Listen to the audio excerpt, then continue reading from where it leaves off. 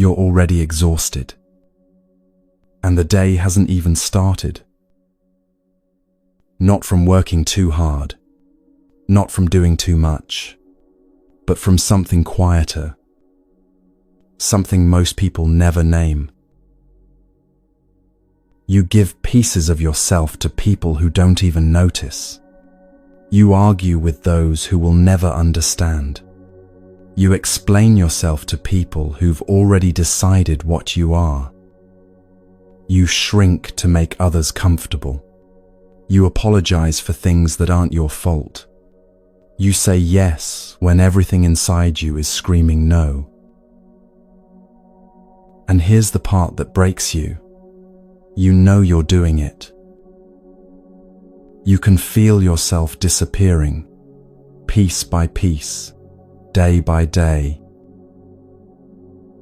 Most people think the answer is learning to value yourself more, to believe you're worthy, to finally see your own worth. But what if that's the trap? The Buddha traced this exhaustion to its root. The problem isn't that you don't value yourself enough. The problem is believing there's a fixed self that needs valuing in the first place. That belief, that illusion, is what's been draining you all along.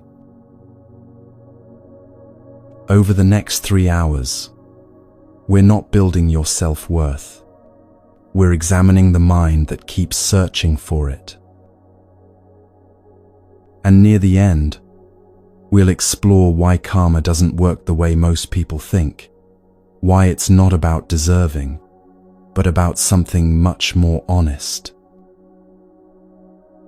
If your peace was a temple, why do you let everyone walk through it with dirty feet?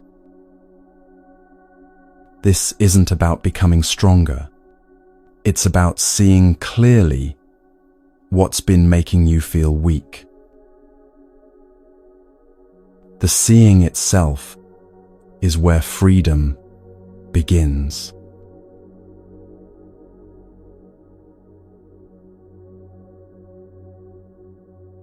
There's a particular kind of chase that never ends.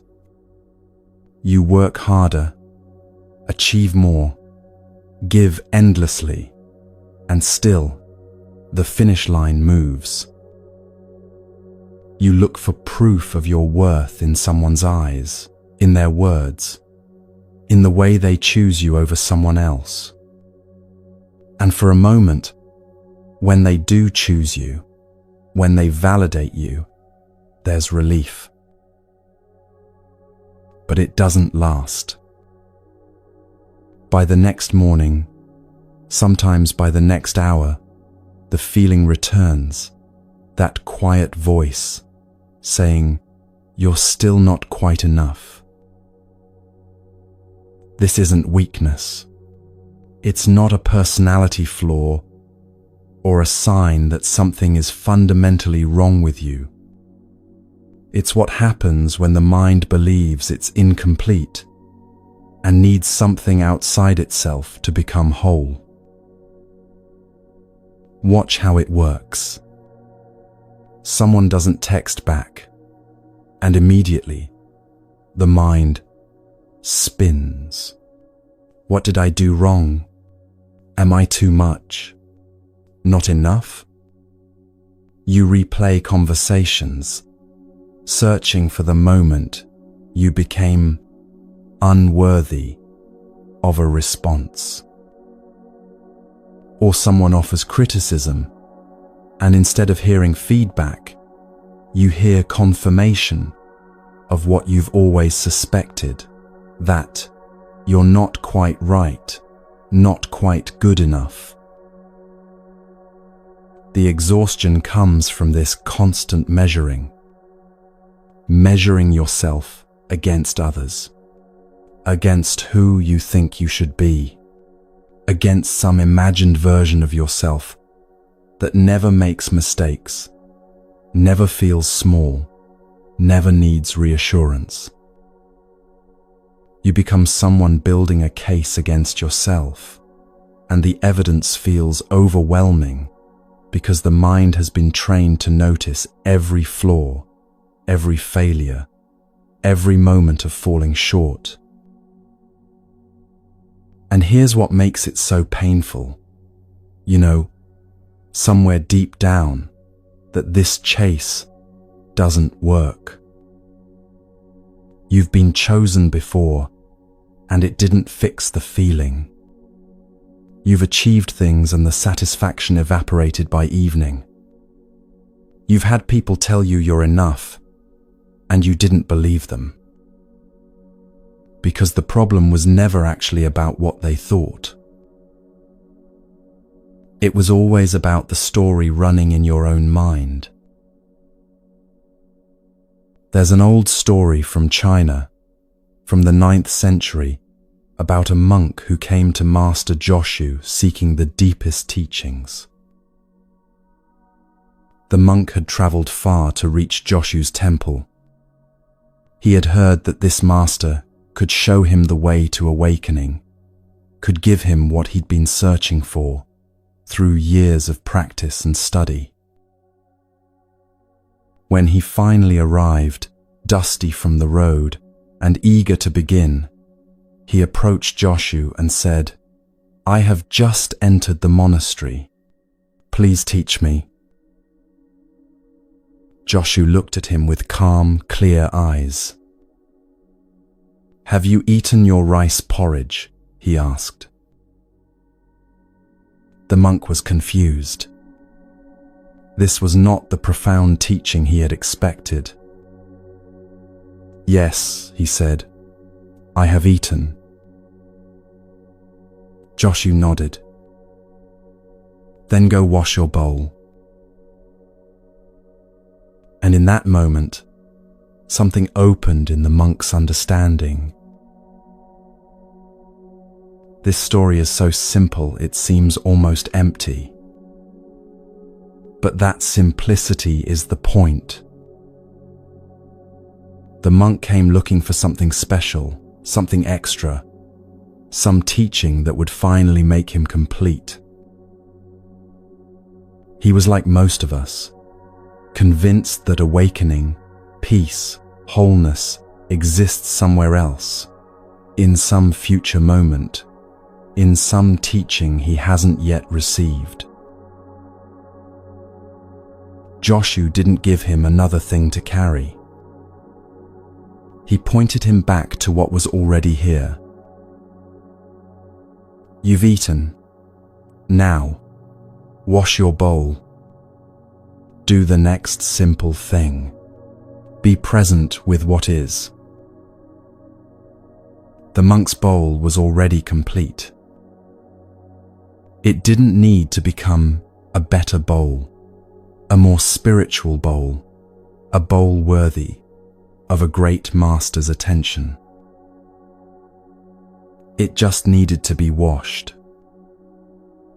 And in the washing, if done with full presence, there is everything. Your life is the same.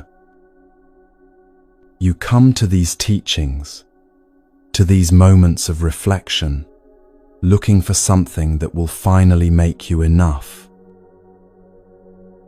But you're like the monk, asking for teaching while standing in the middle of your own completeness. You've eaten your rice. Now wash your bowl. Be here, fully, without needing to be more than this. The feeling of not enough comes from a mind that's always looking ahead, always comparing, always convinced that wholeness exists somewhere other than here. But Joshu is saying, stop searching for something extra. Just be present with what's in front of you. This brings us to what the Buddha understood about this restless mind. The feeling of not enough doesn't come from reality. It comes from a pattern the Buddha observed carefully, the mind's tendency to take simple moments and spin them into elaborate stories about self and other, good and bad, enough and not enough. Here's how it happens. Something occurs. Someone doesn't respond to your message. You make a mistake at work. You see someone who seems more confident than you. These are just events, neutral in themselves. But the mind doesn't experience them as neutral. Immediately, perception arises and labels the experience. The mind takes the neutral event and layers meaning onto it. This means something about me. This reveals something about my worth. Then comes the proliferation. One thought leads to another, leads to another. They didn't respond. I must have said something wrong. I always do this. Why am I like this? Everyone else knows how to communicate properly. What's wrong with me? What started as a simple moment, no text response, has become an entire narrative about your fundamental inadequacy. And here's the crucial part the Buddha taught. This proliferation happens because of a deeper belief. The mind is convinced there's a solid, permanent self that can be judged as enough or not enough.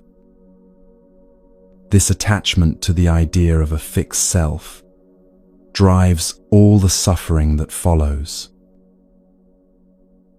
Every time you think, I am not enough, you're actually reinforcing two illusions at once. First, that there's a solid I, unchanging, permanent, separate from everything else. Second, that this I has some measurable quality called enoughness that can be evaluated. But when you look closely at your actual experience, where is this solid self? Your body changes constantly. Different cells, different sensations, different energy from moment to moment. Your thoughts arise and dissolve like clouds. Here one instant, gone the next, not one of them permanent. Your feelings shift throughout the day, content in the morning, anxious by afternoon, calm by evening. Your sense of who you are changes depending on who you're with, what you're doing, even how much sleep you got. What you call yourself is more like a river than a rock, constantly flowing, never the same twice, with no solid thing you can point to and say, this is the essential me. And if there's no solid, unchanging self, then what exactly is not enough? The Buddha taught that clinging to the idea of a permanent self is the root of this suffering. Because once you believe there's a fixed you, that you must be defended, improved, proven. Every moment becomes a test. Every interaction becomes an opportunity for judgment. Every day becomes an exhausting effort to maintain the image of someone who deserves to exist. But this self you're trying so hard to prove, it's a pattern the mind creates through habit. These conditioned patterns arise based on past experiences and repeat until seen clearly. The pattern goes like this. An event happens. Perception labels it as threatening to self. The mind proliferates stories. Feelings of inadequacy arise. And the mind takes all of this as evidence of a real, solid self that truly is not enough. Then that pattern gets stronger, more automatic, until it's running in the background of almost every experience. But patterns can be seen, and in the seeing, they lose their grip. Right now, just for these next few breaths, notice something. As you're listening to this, is there any part of your mind trying to determine if you're understanding it correctly? Any subtle measuring happening? Am I getting this? Am I doing this right? Should I be feeling something different? That's the pattern. That's the mind's habit of turning even this moment into an evaluation of your adequacy.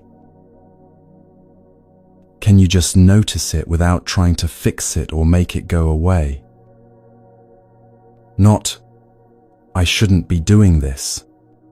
Not, I need to be more present. Just, there's that pattern again. The measuring mind.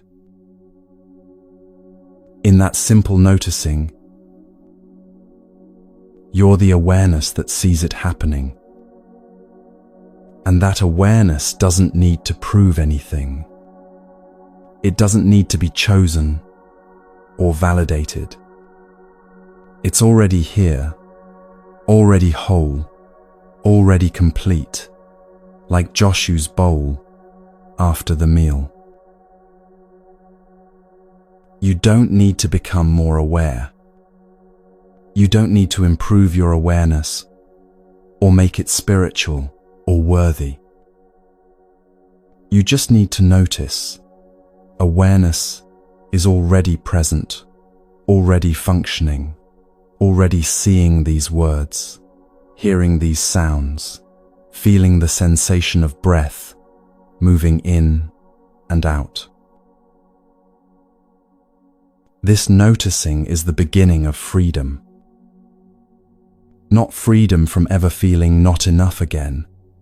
That feeling will still arise because the mind has deep habits.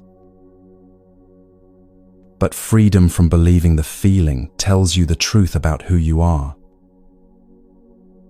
Freedom from organizing your entire life around proving it wrong. The monk asked for teaching, and Joshu said, "Wash your bowl." He was pointing to something the monk already had, but couldn't see because he was too busy looking for something more. You are the same. Not broken, not incomplete, not fundamentally lacking. Just here, in this moment, like the bowl that's been used and now needs washing. Simple, present, whole. The chase for external validation was never going to work. Not because you don't deserve validation, but because what you're truly seeking can't be given by anyone else. It can only be recognized here, in the simple presence that's been with you all along.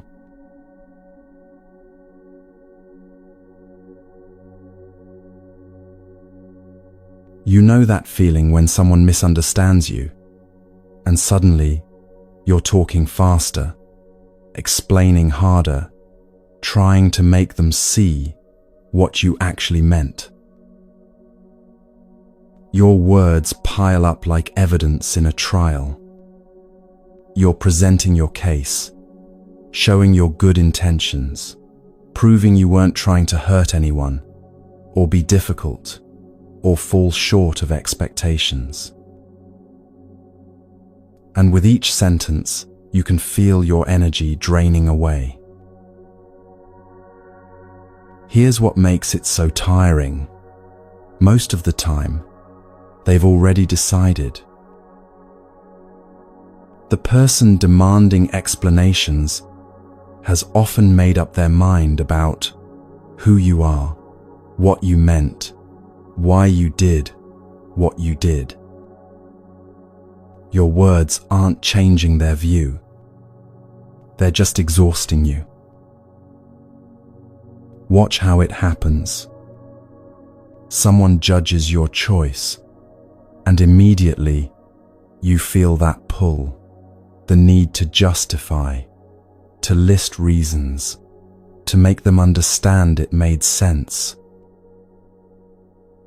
Someone questions your character, and you find yourself recounting your history, your struggles, your intentions, as if the right combination of words might finally make them see the truth.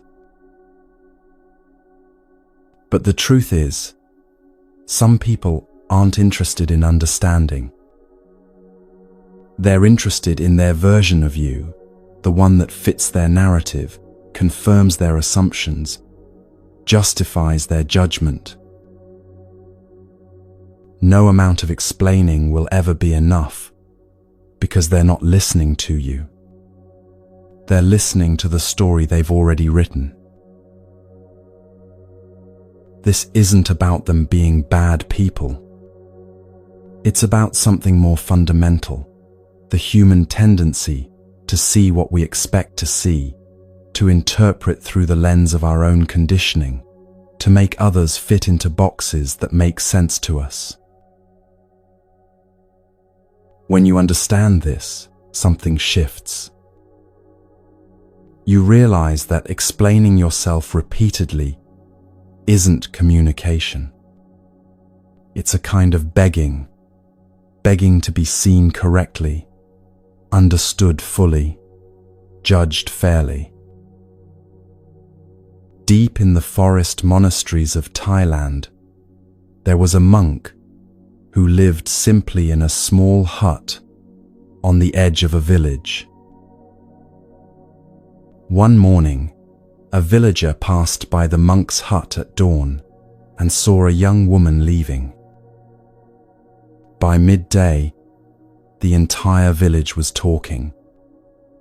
By evening, they had decided the monk had broken his vows, betrayed his practice, proven himself to be a fraud. A group of villagers came to confront him. They stood outside his hut, voices raised, demanding he explain himself. How could he disgrace the robes he wore? How could he lie to them about his commitment? What did he have to say for himself?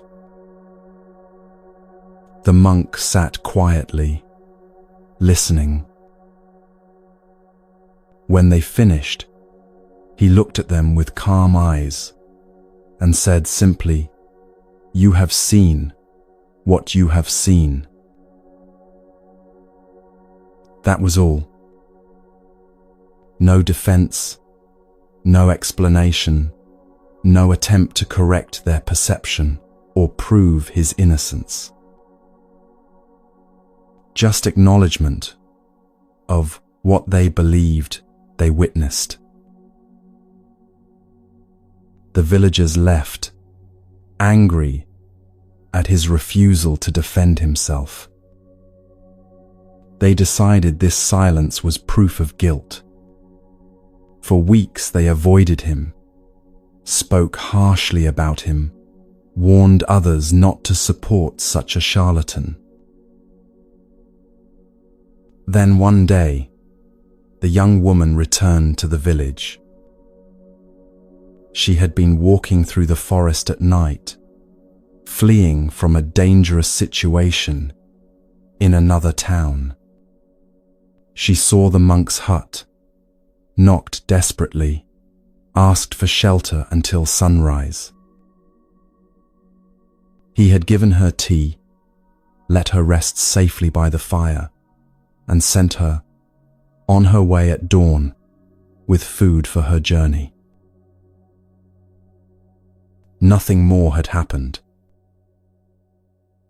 When the villagers learned the truth, they returned to the monk, ashamed.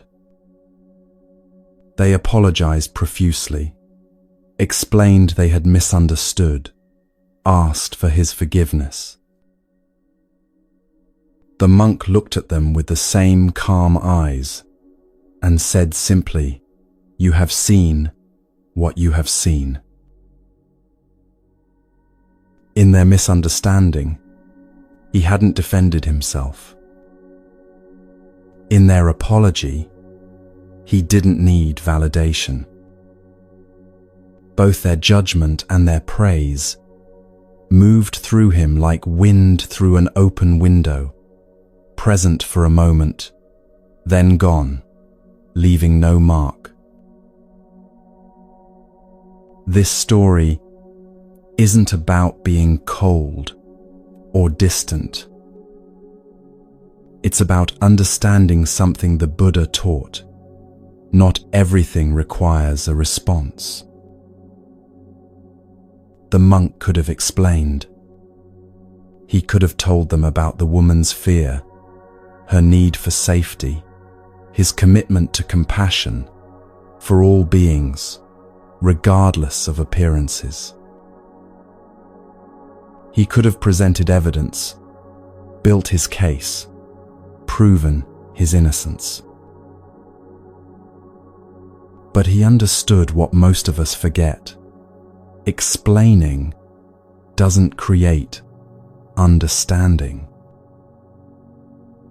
Understanding comes from someone's willingness to see clearly, to question their assumptions, to look beyond their first interpretation. If that willingness isn't there, your words just become more evidence for the story they've already decided to believe. The Buddha himself practiced this kind of silence. When people asked him questions that couldn't be answered, questions designed to trap him in philosophical debates or force him into positions they could attack, he simply remained silent. Not out of arrogance or superiority, but out of wisdom. He understood that some questions aren't asked in genuine seeking. They're asked to confirm what someone already believes, to justify their judgment, to create conflict where clarity could exist. The Buddha taught that wise speech has 4 qualities. It must be true, beneficial, timely, and spoken with kindness. Notice what's not on that list. It doesn't need to defend you, prove you right, or change someone's mind about you. Sometimes the most loving thing to say is nothing at all. Not because you're too proud to explain, but because you recognize that this moment doesn't call for words. This person isn't in a place to hear you, or the explanation would only create more entanglement, or your peace matters more than being understood. This isn't about building walls or refusing to communicate. It's about recognizing the difference between genuine misunderstanding that can be resolved through conversation and fixed perception that no amount of words will shift. Think about the last time you explained yourself to someone who wasn't really listening. How did it feel afterward? Not relieved. Usually. More tired. More frustrated. Because you were trying to hand them understanding, and they weren't interested in receiving it. The monk in the forest understood this. He wasn't protecting his reputation or proving his innocence. He was protecting his peace. He recognized that their judgment, while painful, was their story about him, not the truth of who he was. And that their later praise was also just their story, equally unrelated to his actual nature. Both the accusation and the apology moved through without sticking because he wasn't identified with either one. For the rest of today, try something. Notice when you feel the urge to explain yourself. Not when someone asks a genuine question. Answer those. But when you feel that pull to justify, to defend, to prove you weren't wrong or bad, or less than they think. Just notice it. You don't have to change anything. Don't judge yourself for wanting to explain. Just, there's that urge again. Feel where it lives in your body. Often it's a tightness in the chest, a pressure in the throat, a slight panic that says, they need to understand, they need to see the real me. And ask yourself gently, will explaining actually create understanding here? Or am I just exhausting myself trying to change a mind that's already made up? If you're someone who over-explains, you're not alone. Probably half the people listening right now just felt that tightness in their chest, that familiar urge to make others see their good intentions. It's not a flaw. It's a pattern that developed, often in childhood, when being understood felt like the difference between safety and rejection. But you're not that child anymore. You don't need everyone to understand you to be safe. You don't need to justify your existence to people who've already decided what to think. The freedom comes not from perfecting your explanations, but from releasing the need to give them. Like the monk in the forest, you can meet judgment with quiet presence. You have seen what you have seen. You can meet praise the same way. Neither one defines you. Neither one requires your defense or your gratitude beyond simple acknowledgement. This is what the Buddha meant by wise speech. Not more words, but right words at the right time for the right reason. And sometimes the right word is silence, not hostile or cold, but spacious and free. The peace you've been seeking through all that explaining, it was never in making them understand. It was always in understanding that you don't need them to.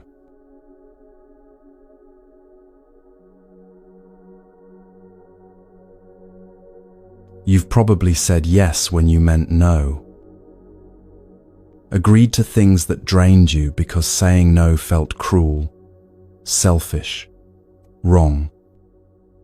smiled through conversations that exhausted you because showing your real feelings might upset someone. This pattern has a name, though most people just call it being nice. You sacrifice your own needs to keep peace with others. You carry their emotions, their requests, their expectations, all while your own life gets heavier and smaller. The exhaustion isn't from the doing. It's from the constant betrayal of yourself. Every time you say yes when you mean no, you're teaching yourself that your needs don't matter as much as their comfort. Every time you smile through discomfort to avoid awkwardness, you're confirming that your truth is less important than their ease. And here's what makes it so painful. You believe you're being kind. You think this is what compassion looks like, giving until you're empty, accommodating until you disappear, putting everyone else first until there's no you left to put anywhere. But watch what actually happens. You say yes to plans you don't want, then resent the person for asking. You take on more than you can handle, then feel bitter about the weight. You prioritize their feelings over yours, then wonder why you feel invisible in your own life. The resentment builds quietly, like water behind a dam. You don't mean for it to be there. You genuinely want to be generous, want to help, want to be the kind of person who shows up for others. But underneath the giving, something is dying. Your energy, your authenticity, your ability to feel joy in connection, because every connection has become a drain. And the people you're trying so hard to please, often they don't even know you're suffering. They take what you offer because you offer it with a smile, and they assume the smile is real. How could they know you're dying inside when you've become so skilled at hiding it? What makes this pattern so insidious is that it often started as something good. Maybe you learned early that being helpful kept you safe, that being agreeable made you lovable, that never asking for too much meant you wouldn't be a burden. Those strategies worked once. They protected you when you were small and had no other options. But now they're a prison, disguised as virtue.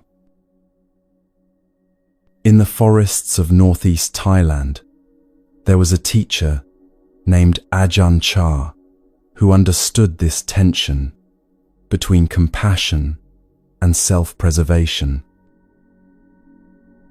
A young monk came to his monastery, eager to practice, but struggling with discipline. He would miss morning meditation, forget his duties, break minor rules repeatedly.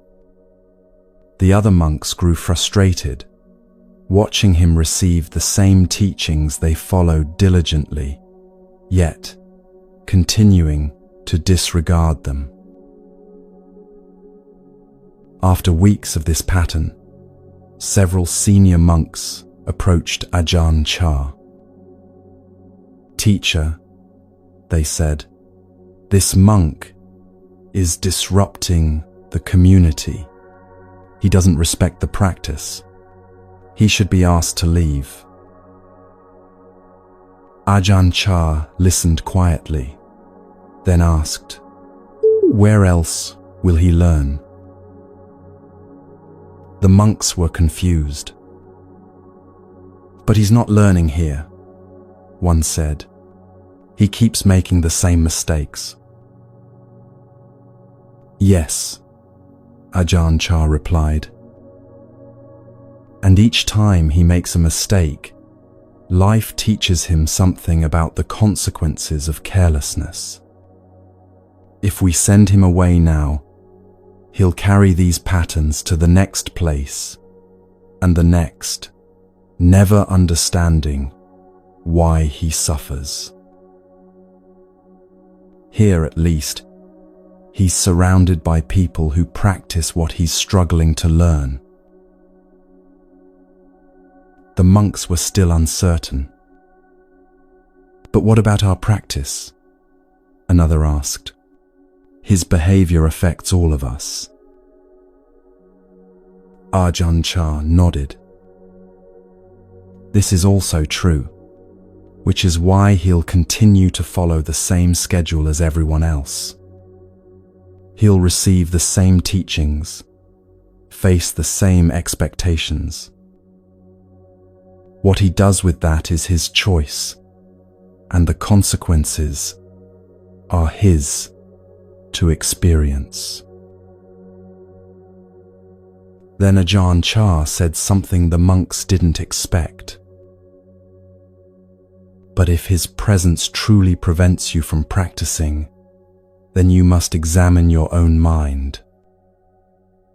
Why does his struggle disturb your peace? Are you practicing for your own liberation, or for the satisfaction of seeing everyone follow the same path at the same pace?" The young monk stayed. Ajahn Chah didn't lower the standards or make exceptions. The rules remained the same, the schedule unchanged, the teachings consistent. But neither did he cast the monk out for being imperfect. And something remarkable happened over time. The monk continued to struggle, continued to fall short, but he also continued to practice. He saw his own patterns more clearly, because he wasn't exiled from the place that reflected them back to him. He learned slowly, painfully, through repeated failure and gentle correction. Years later, that monk became one of the most compassionate teachers in the lineage. Not because he was naturally disciplined, but because he understood struggle intimately. He knew what it meant to fail repeatedly and still be held in a container of firm kindness. What Ajahn Chah demonstrated was the possibility of holding two truths at once: care for the individual and care for the whole, including himself and the other monks. He didn't sacrifice the community's well-being to accommodate one person's struggles. But he also didn't sacrifice his compassion to maintain perfect order. He found the place where both could exist, where boundaries and kindness weren't opposites but partners. This story reveals something most people miss about compassion. Ajahn Chah didn't abandon the struggling monk, but he also didn't abandon the structure that supported everyone's practice. He held both, compassion for human weakness and respect for the boundaries that create safety for all. This is what the Buddha called the middle way. Before the Buddha's awakening, he tried two extremes. First, He indulged in every pleasure, seeking happiness through satisfaction of desires. It left him empty. Then he swung to the opposite extreme, severe asceticism, punishing his body, denying every need. This nearly killed him and brought no insight.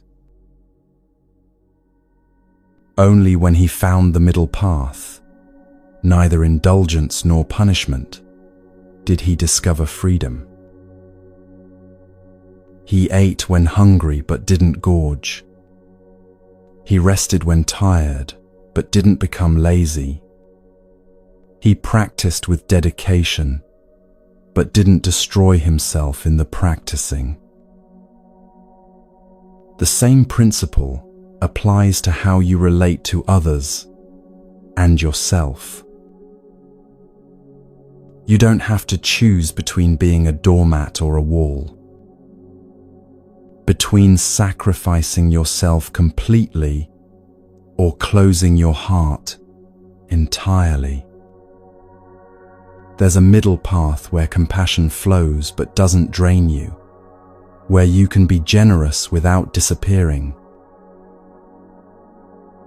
Think of it like this: a lamp can only give light if it has oil. If you pour out all your oil to fill everyone else's lamps, yours goes dark. Then you're no use to anyone, least of all yourself.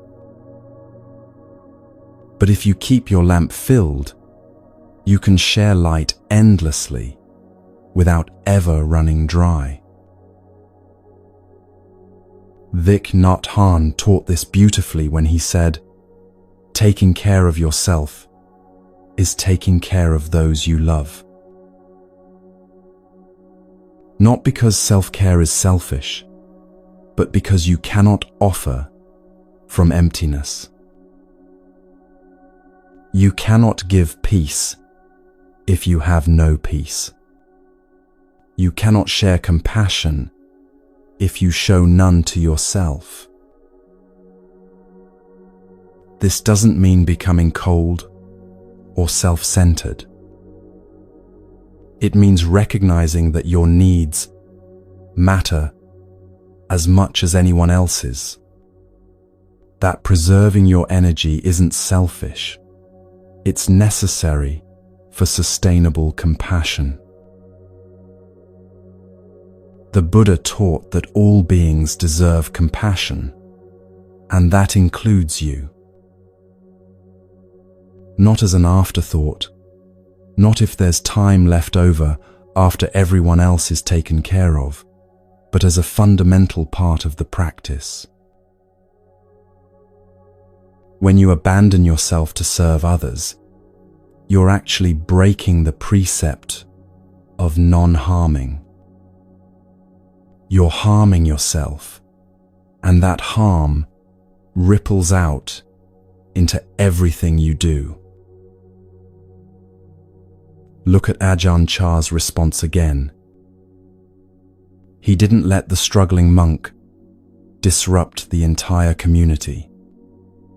He maintained the structure, the schedule, the expectations. But he also didn't cast him out for being imperfect. He held firm boundaries and soft heart at the same time. This is the balance most people never find.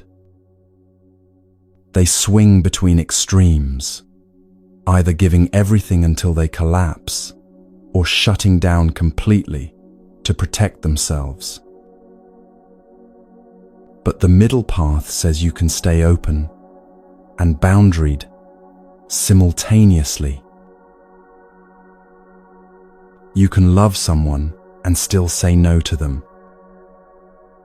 You can care deeply about their well-being and still refuse to carry their responsibilities. You can be compassionate and still protect your peace. The key is learning to discern the difference between compassion and fear. Compassion says, I care about you, and I also care about myself. I'll help in ways that don't harm either of us.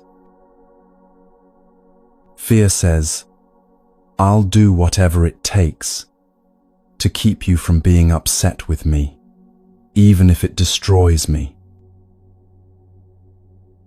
Compassion creates something sustainable. Fear creates resentment disguised as kindness. Before you say yes to the next request, try this. Take one breath. Just one full breath in and out. In that breath, ask yourself, is this coming from genuine care or from fear of disappointing them? Am I saying yes because it aligns with my values and capacity, or because I'm afraid of what no might cost me? You don't need elaborate criteria or complex rules. Just that moment of checking in with yourself before responding. Notice what happens in your body when you consider saying no. Does your chest tighten? Does anxiety spike? That physical response is information. It's showing you where fear lives, where the old pattern of self-abandonment wants to run the show. And notice what happens when you imagine saying yes from a place of genuine willingness versus obligation. One feels open, the other feels heavy. Your body knows the difference, even when your mind tries to rationalize. This isn't about never helping anyone or becoming someone who only thinks of themselves. It's about learning to give from fullness rather than depletion, from choice rather than fear, from wisdom rather than habit. The Buddha taught that wise compassion includes yourself. Not as an afterthought, not as something you get to if there's energy left over, but as an essential part of the practice.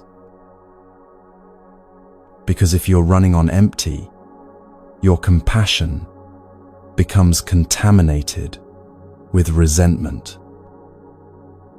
And resentful giving isn't actually kind to anyone. When you give from obligation, the recipient feels it, even if they can't name it. There's a subtle tension in obligatory kindness, a barely perceptible resentment that poisons the gift.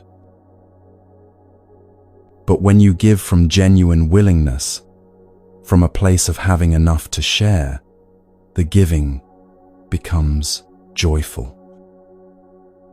Both people feel nourished instead of drained.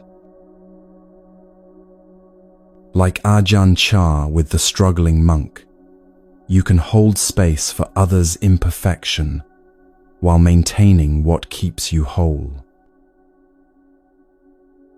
You can be patient with their journey while respecting your own limits. You can love without losing yourself in the loving.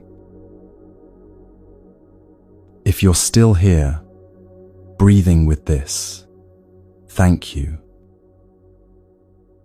We're about halfway through now. If you need to pause and come back later, do that. This isn't going anywhere. The teachings will be here when you return. I'm curious, is it quiet where you are? Or can you hear life happening around you? Traffic, or voices, or the hum of the world going about its day? Either way is fine. Adjust your position if you need to. Let your shoulders drop away from your ears. Take one full breath that's just for you. In the next section, we're going to talk about energy. Not the manifestation kind, not the cosmic kind, but something much more real and immediate. The actual attention and presence you give to your days and where it goes. But for now, just rest here for a moment. Notice that you're still breathing, still present, still here.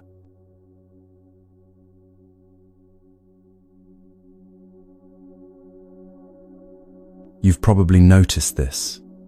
Some conversations leave you feeling lighter, more alive, even when they're difficult. Others drain you completely, even when they're pleasant on the surface. It's not always about the content or the person. Sometimes you can talk about heavy things and feel energized by the honesty. Other times you can discuss nothing important and feel utterly depleted. What makes the difference isn't mystical or mysterious.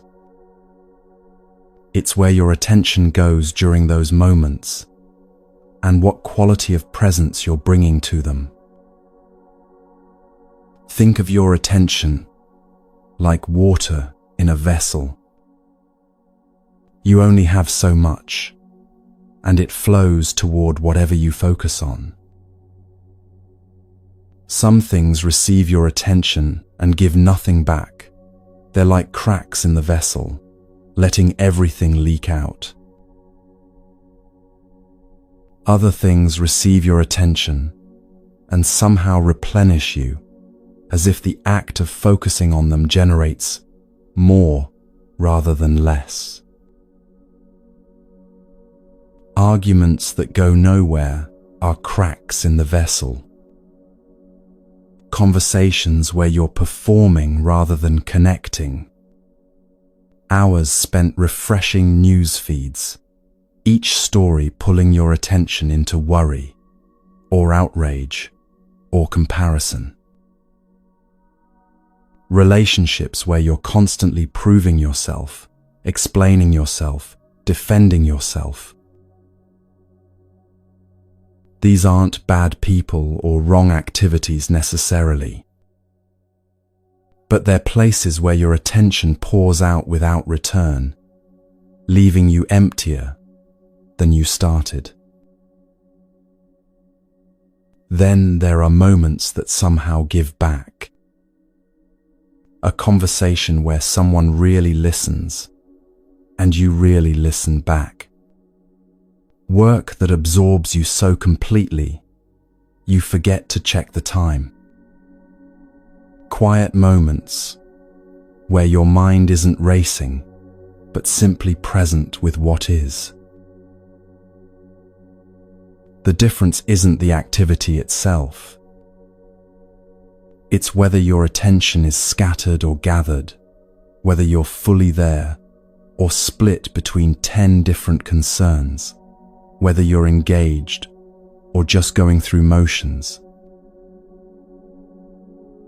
Most people live with their attention constantly leaking, half present in every conversation because they're thinking about what comes next, half engaged with their work because they're worrying about something that happened yesterday. Never quite here because here feels insufficient compared to some imagined elsewhere. And they wonder why they're always exhausted despite doing nothing particularly strenuous. It's not the doing that tires them.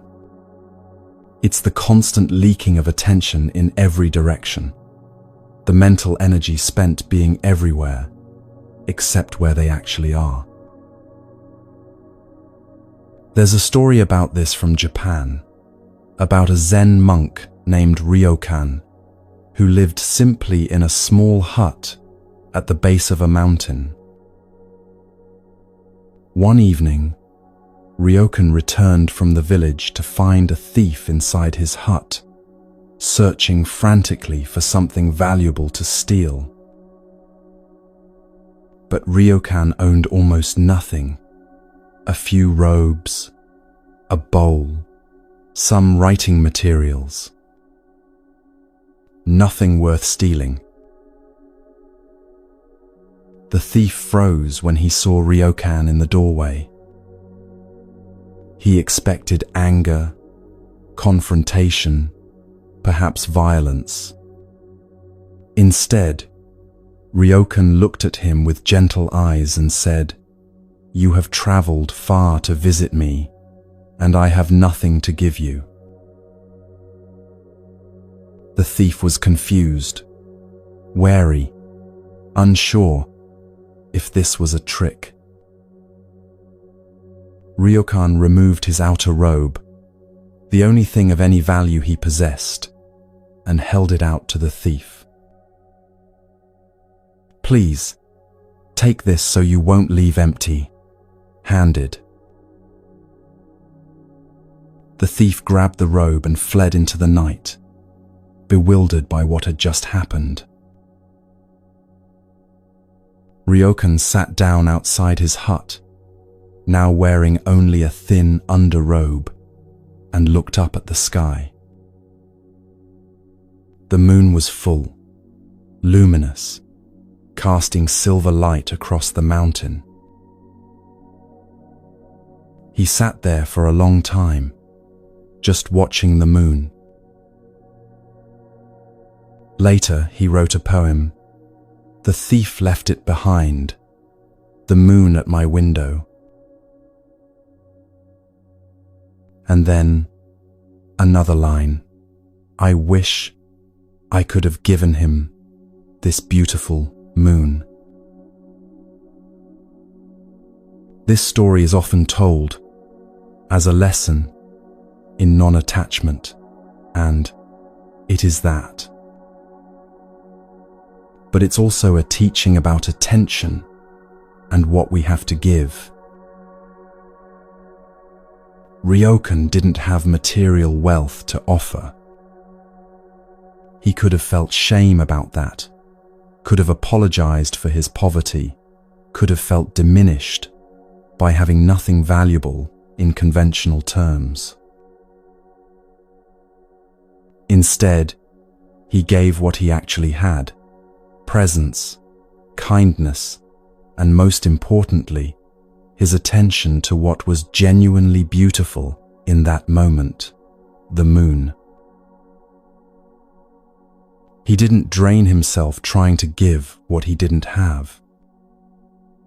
He didn't pretend to be richer than he was, or apologize for his simplicity. He gave his robe freely, without attachment, and then turned his attention to what was actually abundant: the beauty of the night, the moon's light, the peace of that moment. The thief took material goods and left. Ryokan kept his attention on the moon and remained rich. Most of us do the opposite. We have the moon. We have this moment, this breath, this present experience, but we're too busy wanting what we don't have to notice, what's already here. We drain ourselves trying to give what we lack, while ignoring what we actually possess in abundance. The Buddha understood this deeply, and he taught a practice that's both simple and profound: right effort. Right effort isn't about forcing or straining. It's about directing your attention wisely, cultivating what serves your peace, and releasing what disturbs it. The Buddha described this as 4 practices, though they're really one practice with 4 aspects. First, prevent harmful thoughts and states from arising in the first place. This sounds difficult until you realize it's about awareness. When you notice the conditions that typically lead to worry, anger, or obsessive thinking, you can choose not to water those seeds. If you know that reading certain news sites sends you into spirals of anxiety, don't click. If you know that certain topics of conversation always lead to resentment, gently redirect. This isn't avoidance or denial. It's recognizing that you don't have to feed every mental state that wants to arise. Second, abandon harmful states that have already arisen. When you notice worry has already grabbed you, anger has already flared, or comparison has already started its work, you don't have to let it continue. This doesn't mean suppressing or denying what you feel. It means recognizing that you're caught in a pattern and choosing to release it. Sometimes that's as simple as naming it, "This is worry," and then deliberately shifting attention elsewhere. Third, cultivate helpful thoughts and states. Give your attention to what nourishes peace, clarity, compassion. When you notice gratitude arising, stay with it for a moment. When kindness appears, let it expand. When clarity comes, rest in it. Most people do this backwards. They give full attention to worry, let it elaborate and proliferate, follow every anxious thought to its conclusion. But when peace arises, they barely notice it before moving on to the next concern. The Buddha taught, whatever you frequently think about becomes the inclination of your mind. If you give most of your attention to worry, your mind becomes a worrying mind. If you give attention to what's actually okay right now, your mind becomes more at ease. Fourth, maintain the helpful states once they've arisen. This is where most people fail. They work hard to cultivate peace, then abandon it the moment it appears to chase the next problem. When you finally feel calm, stay there for a moment. Don't immediately think, "What should I do now that I'm calm?" Just be calm. Let it stabilize. Let your mind learn what calm feels like so it can return there more easily. These 4 efforts work together. You're not trying to control your mind or force it into some artificial state. You're simply directing your attention with wisdom away from what harms toward what heals. Think about yesterday.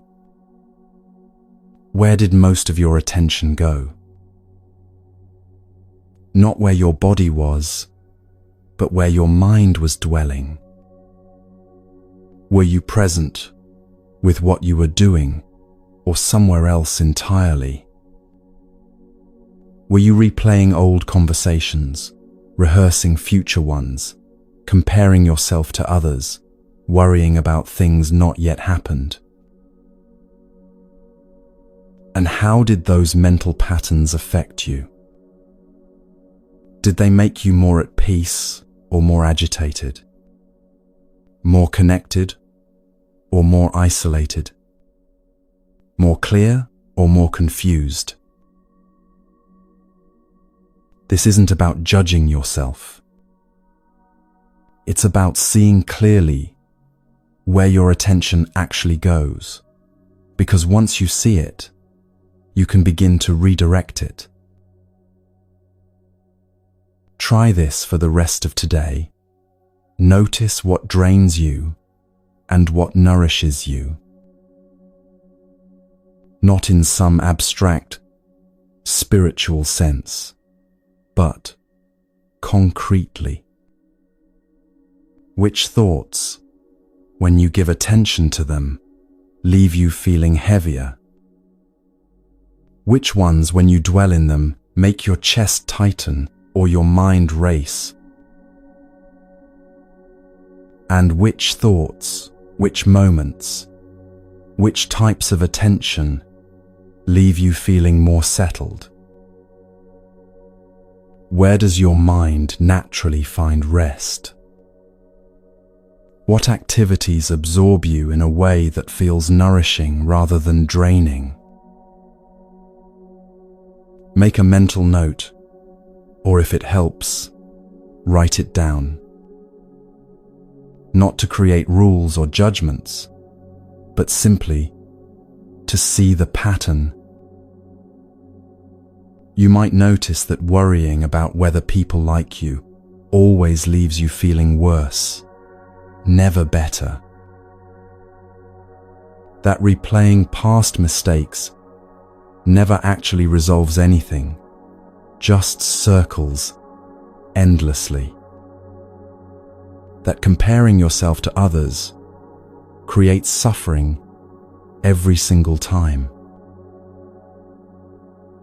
You might also notice that being fully present with simple things, washing dishes, feeling warm water, hearing birds, creates a kind of peace that all your striving never does.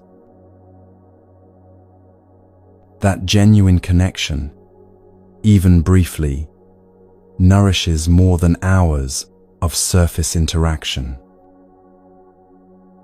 Awareness itself begins to shift things. You don't have to force change or fight with your mind. Just seeing clearly where your attention goes creates space for it to go somewhere else. Like Ryokan with the moon, you already have something abundant to give your attention to. This moment is here. This breath is happening. Life is occurring right now, whether you're paying attention to it or lost in worry about some other time. The thief can take your possessions. Circumstances can take your comfort. Time can take your youth. But no one can take this moment unless you give it away yourself by refusing to be here for it. Where your attention goes, your life flows. Not someday, not eventually, but right now, in this exact moment. Choose wisely.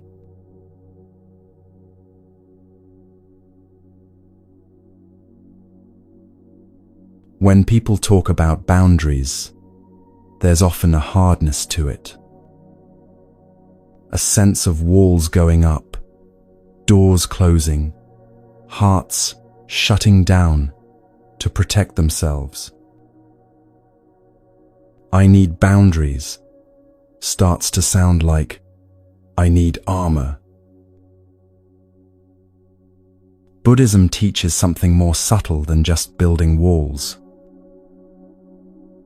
It teaches discernment, the ability to see clearly who nourishes your growth and who undermines it, who calls forth your better nature and who triggers your worst patterns. This gets misunderstood constantly. People think discernment means deciding who's good enough for you, who meets your standards, who deserves your precious time. That's not discernment. That's ego wearing a spiritual mask. Real discernment is asking, who do I become when I'm with this person? Do I become more patient or more reactive? More honest or more performative? More at peace or more anxious? These questions aren't about the other person's worth. They're about the quality of interaction that arises between you, and whether that interaction serves the path you're trying to walk. The Buddha said something that surprises most people when they first hear it. He said that admirable friendship, wise, supportive companionship with others on the path, is the whole of the holy life. Not part of it. Not a helpful addition. The whole thing. When one of his monks suggested that spiritual friendship was maybe half of the holy life, the Buddha corrected him firmly. No, he said, it's the entirety of it. Because who you walk with determines where you end up. This isn't mystical. It's observable. Spend time with people who complain constantly, and you'll find yourself complaining more. Spend time with people who practice kindness, and kindness becomes more natural to you. You become like the people you spend time with. Not because you're weak or easily influenced, but because that's how human minds work. We're shaped by what we're repeatedly exposed to, by the patterns that get reinforced in our daily interactions. So the Buddha taught, choose your companions with great care. Not because some people are worthy and others aren't, but because your companionship is one of the most powerful forces shaping who you become. Some relationships call forth your compassion, your patience, your wisdom.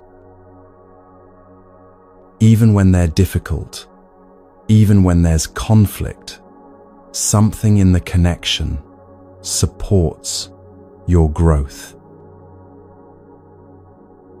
Other relationships, no matter how much you care about the person, consistently trigger your worst patterns. The question isn't who's better or worse. It's what serves the life you're trying to live. There's a story about this that most people know but often misunderstand. It's about a man named Angulimala, a serial killer who had murdered 99 people and wore a necklace of their fingers as trophies. The story focuses on the dramatic moment when Angulimala chased the Buddha through the forest, trying to make him his 100th victim. The Buddha walked calmly while Angulimala ran with all his strength but somehow couldn't catch him. Finally, Exhausted and confused, Angulimala shouted, "Stop, monk!" The Buddha turned and said, "I have stopped, Angulimala. When will you?" Those words broke something open in Angulimala. He realized the Buddha wasn't talking about physical movement. The Buddha had stopped running from himself, stopped running from truth, stopped the violence that comes from a mind at war with reality. Angulimala was still running, still trying to outpace his own suffering through violence. That moment transformed him.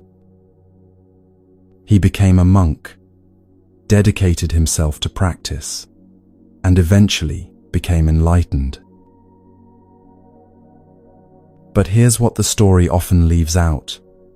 The Buddha didn't immediately make Angulimala his constant companion. After Angulimala's transformation, he lived at the monastery and faced the consequences of his actions. Villagers who had lost loved ones threw rocks at him when he walked for alms. The Buddha didn't protect him from that reality or insist everyone immediately accept him. The Buddha held two truths at once. Angulimala could transform, and Angulimala's past actions had created real harm that rippled through the community. Compassion didn't mean pretending the harm hadn't happened. This is the nuance most people miss when they think about compassion and boundaries. You can recognize someone's potential for change without giving them unlimited access to your life while they're still in their patterns. You can wish someone well without making yourself available for the harm they're not yet ready to stop causing. Some people are for loving from a distance, not because they're bad or unworthy, but because proximity to them consistently brings out patterns in you that you're trying to transform. Or because their current patterns create harm you're no longer willing to absorb. You can want good things for someone without being the person who provides those things. You can care about someone's well-being without being responsible for their healing. You can recognize that someone is struggling without making yourself available to be hurt by that struggle. This brings up guilt for a lot of people. The thought arrives, but shouldn't I be more compassionate? Shouldn't I be able to handle this? If that guilt is here for you right now, notice it. It's just another feeling arising, another thought pattern the mind has learned. Often that guilt was trained into you early, the belief that real love means endless availability, that boundaries mean you don't care enough. But the Buddha never taught that compassion means destroying yourself to help others. He taught the middle way, neither abandoning people nor abandoning yourself. You can hold compassion for someone's suffering and still recognize that your presence in their life, in this moment, isn't serving either of you. Sometimes the most honest thing you can offer someone is distance. The Buddha gave practical guidance. Associate with people who have integrity, who speak truthfully, who encourage your growth rather than your destruction. He specifically warned against spending time with fools, not because they're worthless, but because foolishness is contagious. Spend enough time with people who make poor choices, and you'll start making poor choices. Not because you're weak, but because that's how conditioning works. This teaching isn't about superiority or judgment. It's about honesty regarding how influence actually operates.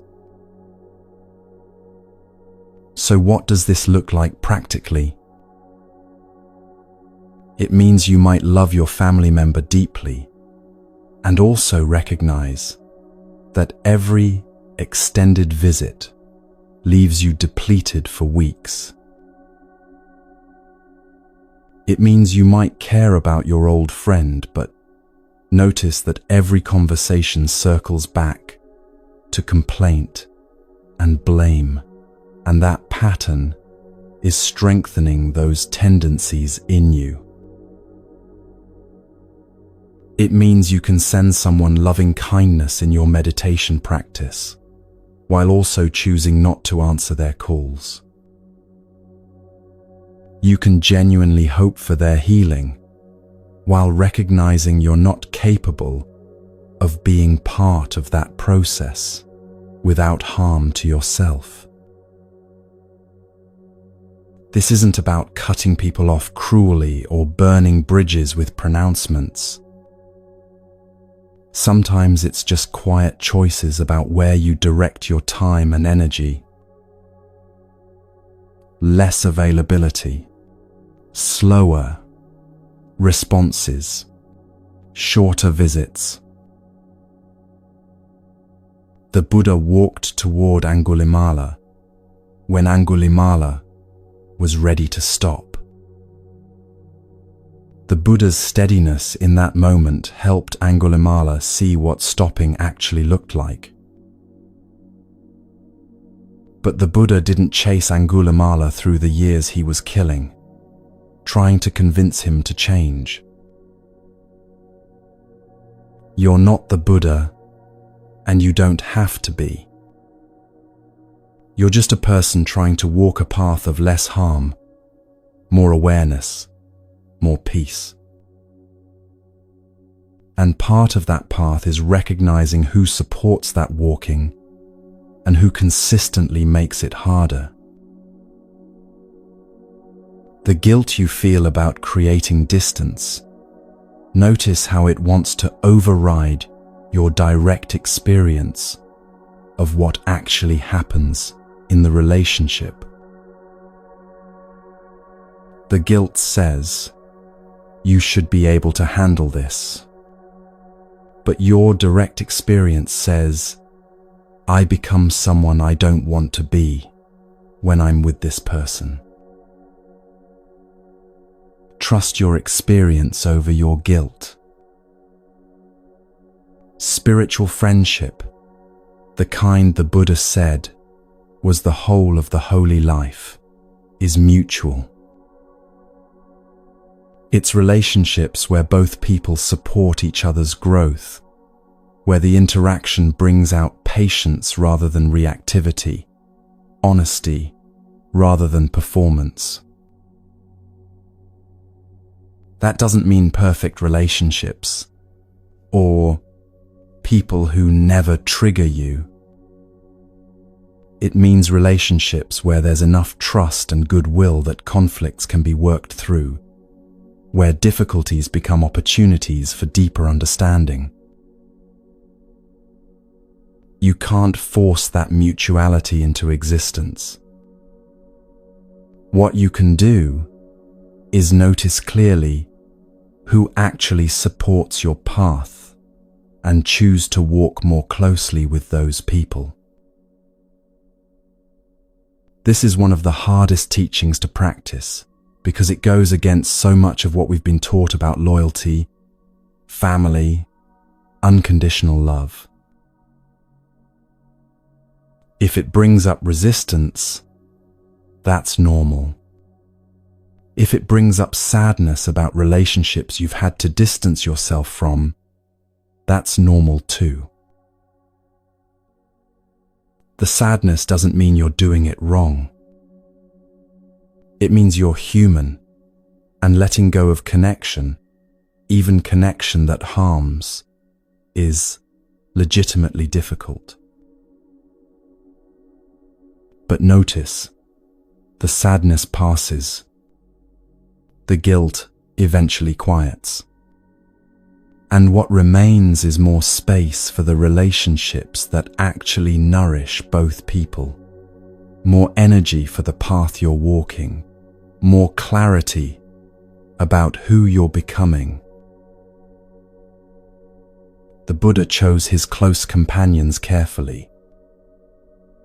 Not everyone who wanted to be near him had that access. Not because he was exclusive or superior, but because he understood that who you walk with intimately shapes where you end up. You're allowed to understand that too.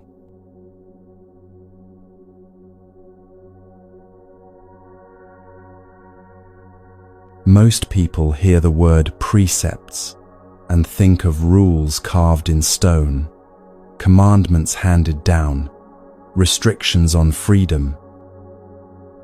The mind immediately starts calculating what you'll have to give up, what pleasures will be forbidden, how much harder life will become. But what if precepts aren't about control at all? What if they're simply descriptions of what a peaceful life actually looks like? Observations about what protects your clarity and what clouds it. The Buddha didn't create the precepts to restrict you. He observed how suffering works, what actions create more of it, and what actions reduce it, then offered these observations as trainings, practices you can take up voluntarily because you've seen for yourself that they lead to less harm. Think of them less like rules and more like maintaining a garden. You don't pull weeds because someone commanded you to. You pull them because you've noticed that when you don't, they choke out everything you're trying to grow. The precepts work the same way. They're not about earning points for good behavior or avoiding punishment for bad. They're about noticing what actually protects your peace and what consistently destroys it. When the Buddha taught the 5 precepts, he was teaching a kind of self-care that most people miss entirely. Not self-care in the sense of bubble baths and face masks, but self-care in the sense of not actively harming the vessel you're trying to live in. The first precept is about not killing, not harming living beings. On the surface, this seems obvious. Don't murder people. Don't torture animals. But look deeper and you see it includes not harming yourself. Every time you stay in a toxic relationship that's slowly destroying you, you're violating this precept. Every time you push yourself past the point of exhaustion because you believe rest is laziness, you're harming a living being, yourself. Every time you speak to yourself with cruelty you'd never use toward anyone else, you're engaged in harm. The precept isn't just, don't hurt others. It's, recognize that harm creates suffering, and choose not to create suffering when you can avoid it. That includes the suffering you create for yourself through neglect, overwork, or staying in situations that damage you. The second precept is about not taking what isn't given. Again, obvious on the surface. Don't steal. But extend it, and you see it also means not giving away what isn't yours to give. Your time isn't unlimited, so giving it all away to people who don't value it is a form of theft from your own life. Your energy isn't endless, so pouring it into things that deplete you is stealing from your own capacity to be present for what actually matters. This precept teaches discernment about exchange. Not everything given to you needs to be accepted, and not everything asked of you needs to be provided. Some requests are actually demands, some gifts are actually obligations, and recognizing the difference protects you from depletion. The third precept addresses sexual misconduct, which traditionally means not using sexuality in ways that cause harm. No adultery, no exploitation, no using intimacy as manipulation. But broaden it slightly, and you see it's about not betraying yourself for connection. How many times have you compromised your own boundaries, ignored your own discomfort, or silenced your own needs because you were afraid of losing intimacy? This precept asks, are you honoring yourself in how you connect with others? Or are you abandoning yourself, pretending to want what you don't want, agreeing to what doesn't feel right, all in the hope that if you're accommodating enough, someone will finally choose you? The fourth precept is about truthful speech, not lying, not using words to deceive or manipulate. Straightforward enough until you realize how often you lie to yourself. I'm fine when you're falling apart. It doesn't bother me when it's eating you alive. I can handle it when you're already drowning. These aren't just white lies to protect others' comfort. They're forms of self-deception that prevent you from seeing your own reality clearly. Truthful speech includes being honest with yourself about what you're actually feeling, what you're actually capable of, what's actually happening in your life. Without that honesty, you can't make wise choices because you're operating on false information. The fifth precept traditionally warns against intoxicants that cloud the mind. In modern interpretation, this extends to anything you use to numb yourself. Substances, yes, but also endless scrolling, compulsive working, chronic busyness, anything that keeps you from being present with your actual experience. Sometimes you need to check out. That's human. But when checking out becomes your default strategy for dealing with discomfort, when you can't sit with yourself for 5 minutes without reaching for a distraction, the precept is being broken. A clear mind doesn't mean a happy mind or a calm mind necessarily. It means a mind that can see what's actually happening, that isn't constantly running from itself, that hasn't numbed itself into oblivion to avoid feeling difficult things. Thich Nhat Hanh taught the precepts as trainings in mindfulness, not moral absolutes. Each one is an invitation to notice what creates suffering and what creates peace. Then, to align your actions with what you've noticed.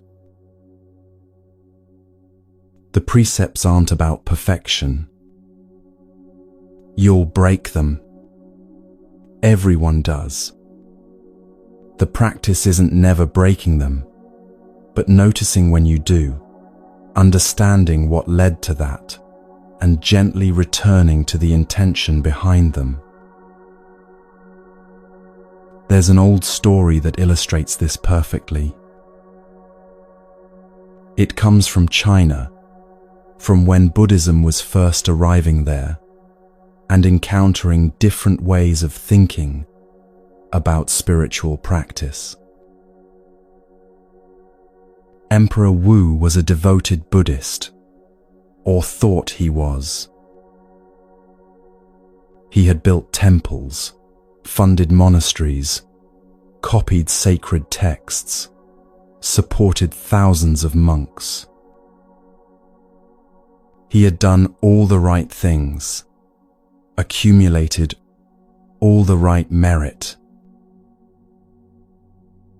When Bodhidharma, a renowned Buddhist master, arrived in China, the emperor summoned him immediately.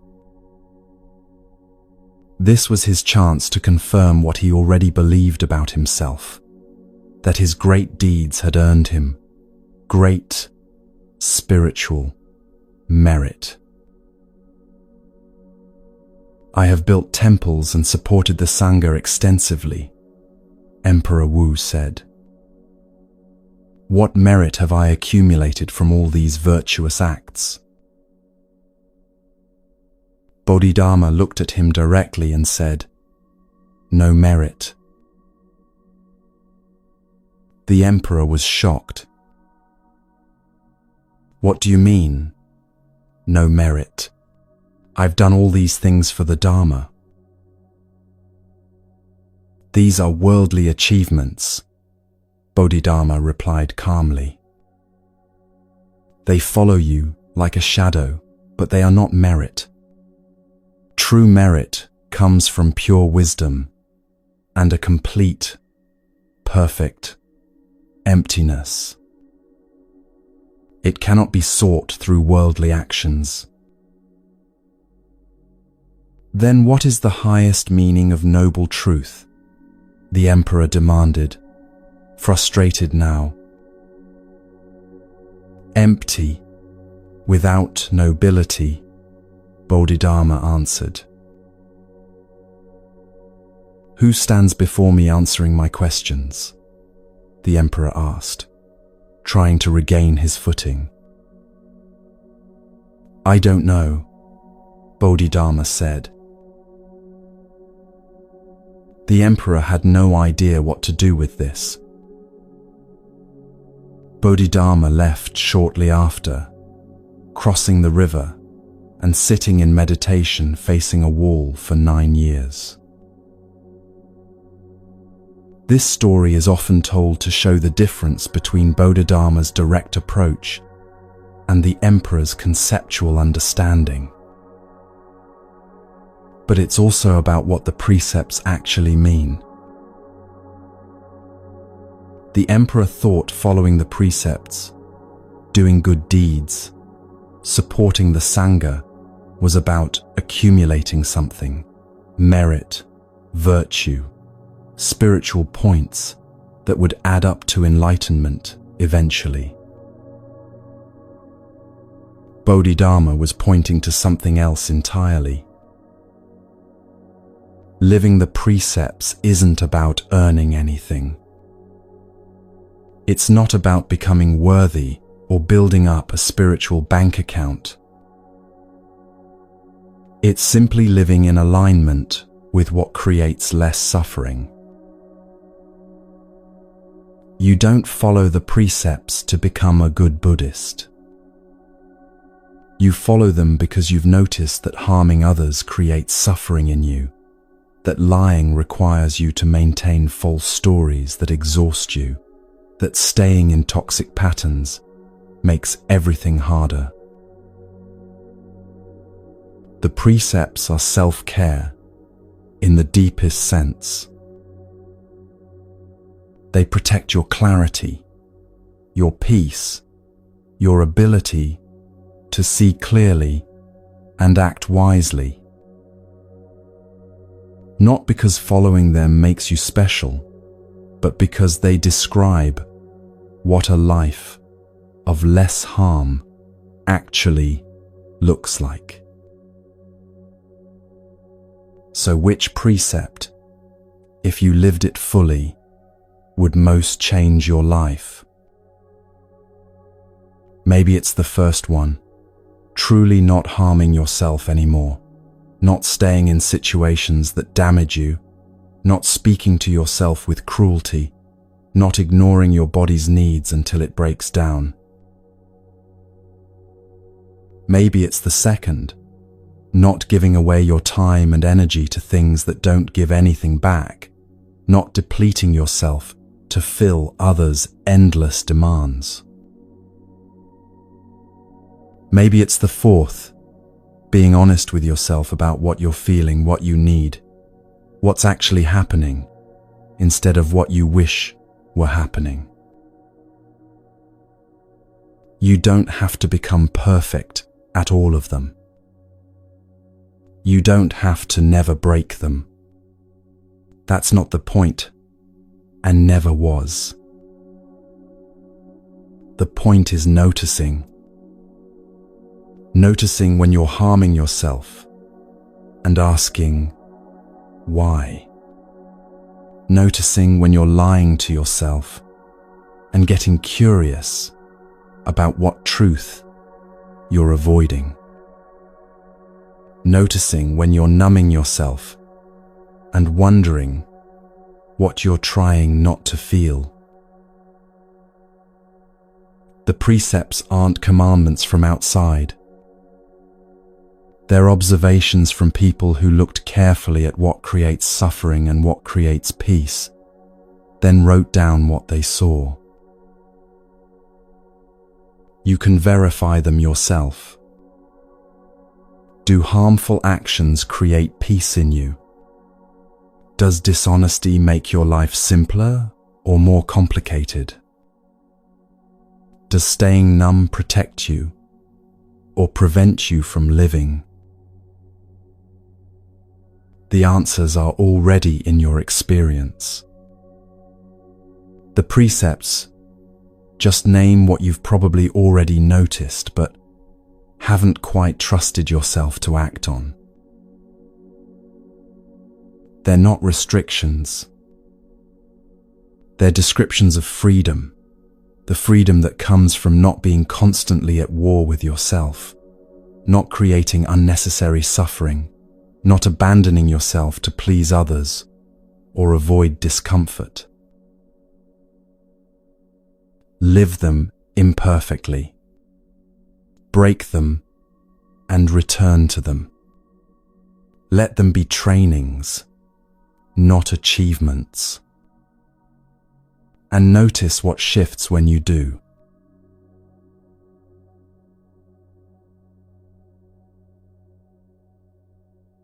When most people hear about Buddhist non-attachment, they imagine someone who has stopped caring. Someone who's become cold, distant, emotionally unavailable. They picture a monk sitting alone on a mountain, unmoved by the world's suffering, untouched by joy or grief, having successfully amputated all feeling in the name of enlightenment. This misunderstanding has done enormous damage. It's made Buddhism seem like a path of emotional death, a slow freezing of the heart until you feel nothing at all. But that's not what non-attachment means. Not even close.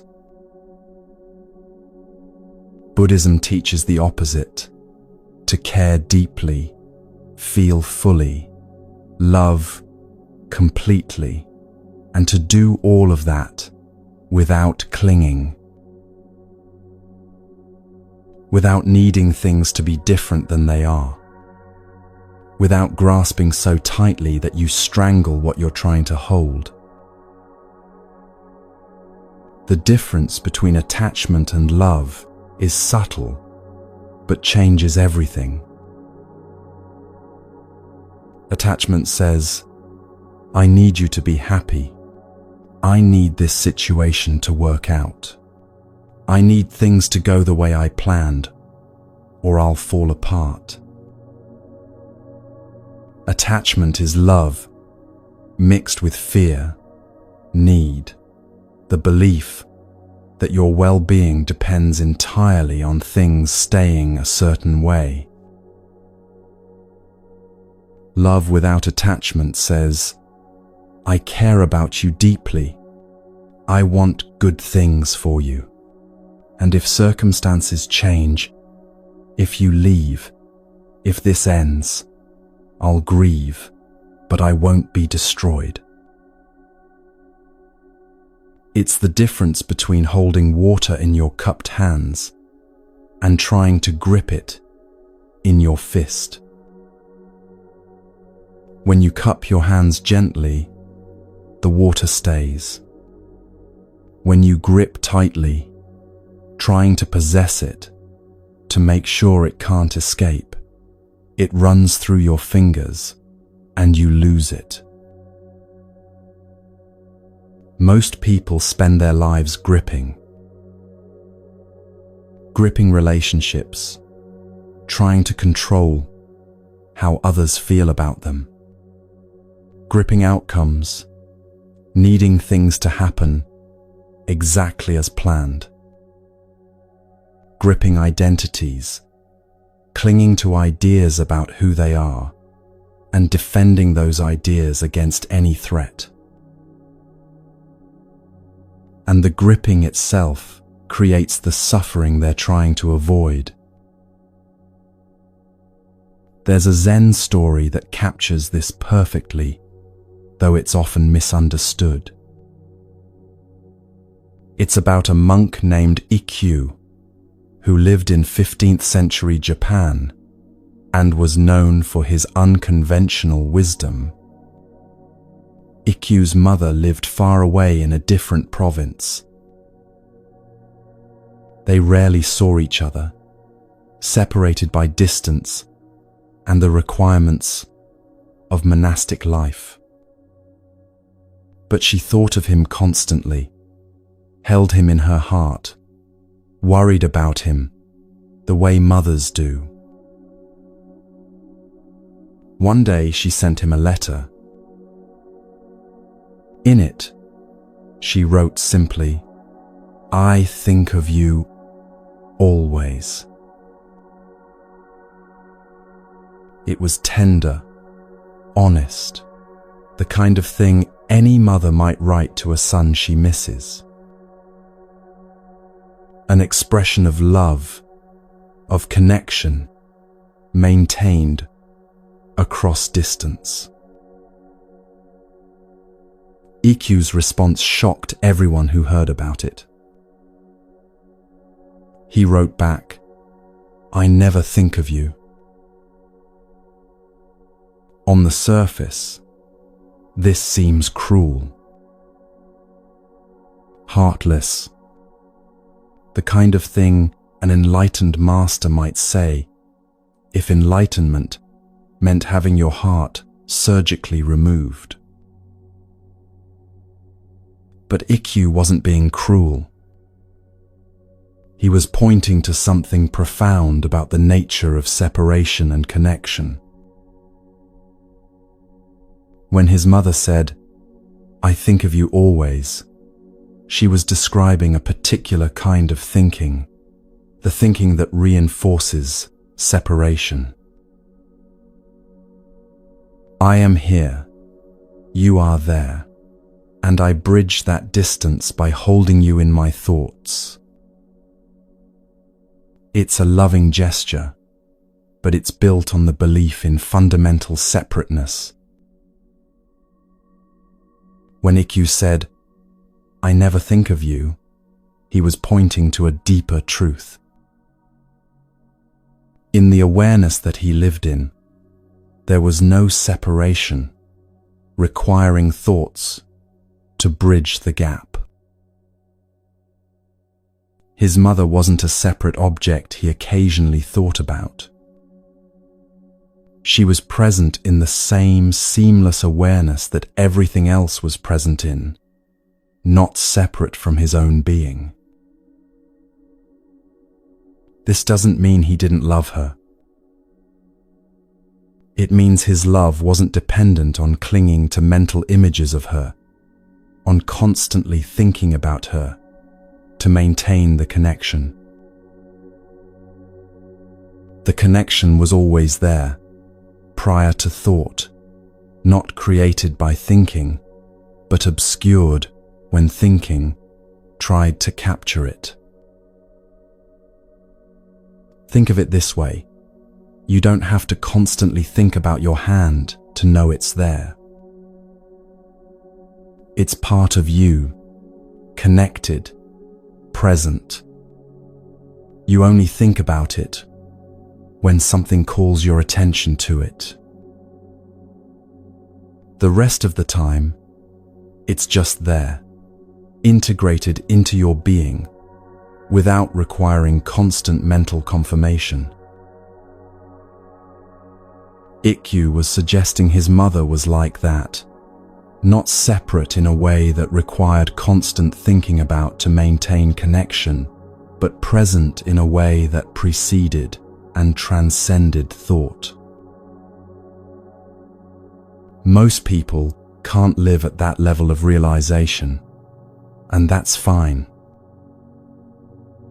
But the teaching still applies to everyday experience. There's a difference between loving someone and clinging to them, between caring about outcomes and needing to control them.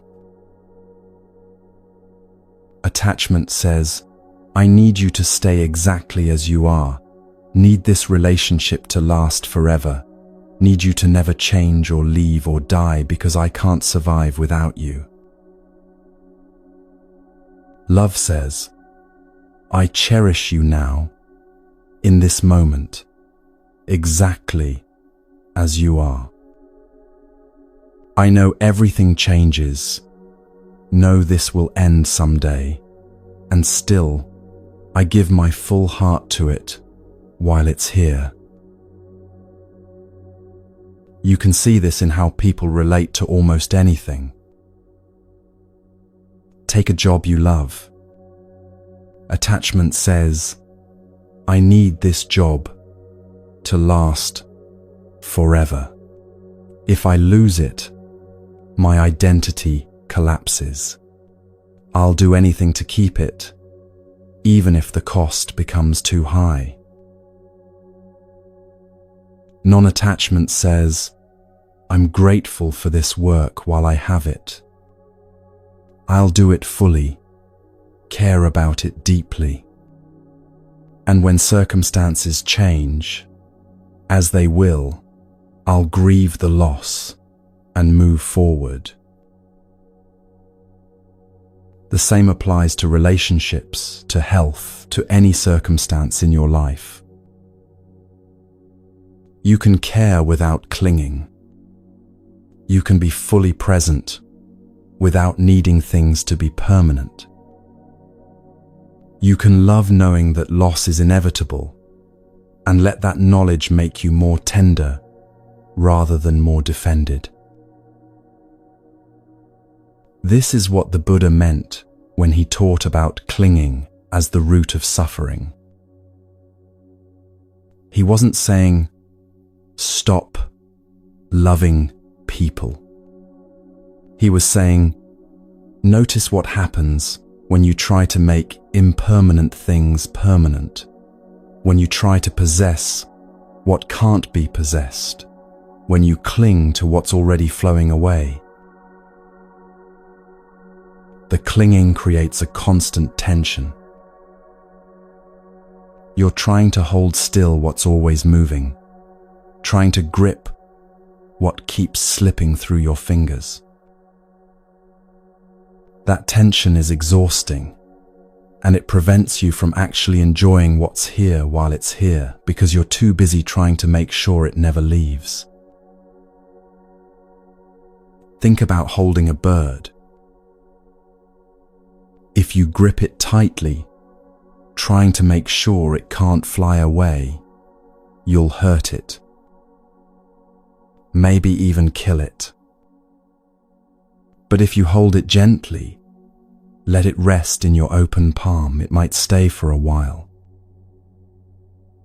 And when it flies away, as it eventually will, your hand remains unharmed and open for whatever comes next. Most people go through life with clenched fists, white knuckles, arms aching from the effort of holding on. They think this is what love requires, what commitment means, what caring looks like.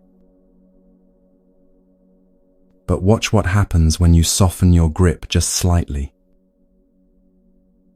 Not abandoning what you care about, not stopping your caring, just holding it a little less tightly. Allowing for the possibility that things might change, that people might leave, that circumstances might shift, and trusting that you'll be okay, even if they do. This isn't resignation or giving up. It's making space for reality to be what it is, instead of constantly fighting with it to be what you wish it were. The Buddha told a story about this once, about a raft. He said the Dharma, the teachings, the practice, is like a raft you use to cross a river. Once you reach the other shore, you don't carry the raft on your back for the rest of your life. You leave it behind because it served its purpose. Even teachings, even practices, even the path itself, these are meant to be used, not clung to.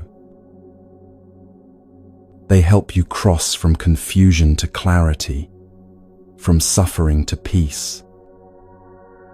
But once you've crossed, holding on to them becomes another form of burden. This applies to everything. Relationships serve their purpose for a time, then sometimes they need to change or end. Jobs give you what you need for a season, then new circumstances call you elsewhere. Even identities, who you think you are, these need to shift as you grow, and clinging to old versions of yourself prevents that growth. So notice today, what are you gripping? Where in your life are your fists clenched, your jaw tight, your whole being contracted around the fear of losing something? And what would happen if you softened that grip just a little? Not letting go completely, not walking away from what matters, just holding it a bit more gently, allowing it to be what it is instead of what you need it to be. You might find that when you stop gripping so tightly, things don't fall apart the way you feared. In fact, they might become more present, more vivid, more real, because you're finally allowing them to exist as they are, instead of as your fear-constricted version of them. Ikkyu's mother thought of him always, and in that constant thinking, there was a subtle suffering, the suffering of separation, of distance, of longing for what wasn't present. Ikkyu never thought of her, and in that not thinking, there was no separation to suffer from. She was already present in his awareness in a way that didn't require constant mental grasping. You don't have to reach Ikkyu's level of realization, but you can notice when your love has become mixed with grasping, when your caring has turned into clinging, when you're holding so tightly that your arms ache and whatever you're holding is gasping for air. And in those moments, you can choose to soften, to open your hands just slightly, to trust that love doesn't require possession, that connection doesn't require control, that caring can coexist with letting go. This is the art of non-clinging, staying present, caring deeply, and allowing everything to be exactly as impermanent as it actually is.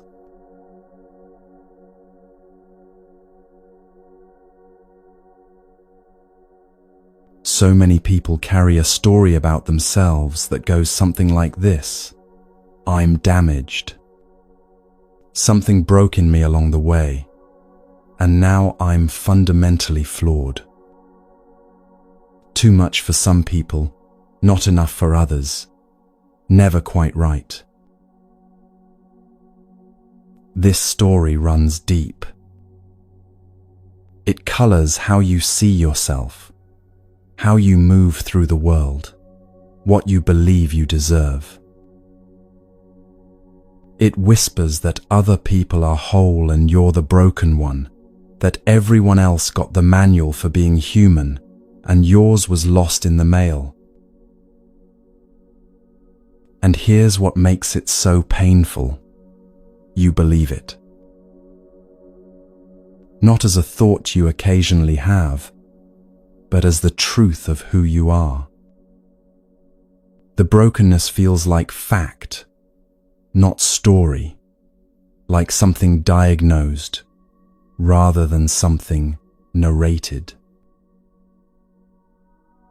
Maybe it started with something real: trauma, loss, rejection, moments when you genuinely were hurt, and the hurt left marks.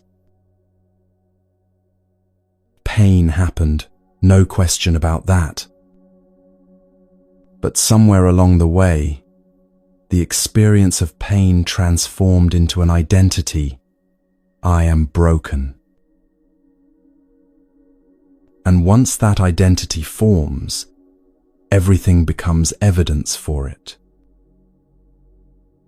Someone treats you poorly?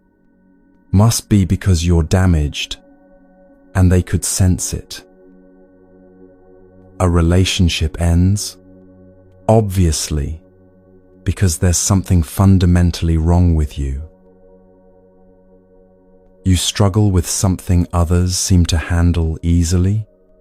More proof that you're irreparably flawed. The story feeds itself, grows stronger, becomes the lens through which you interpret every experience.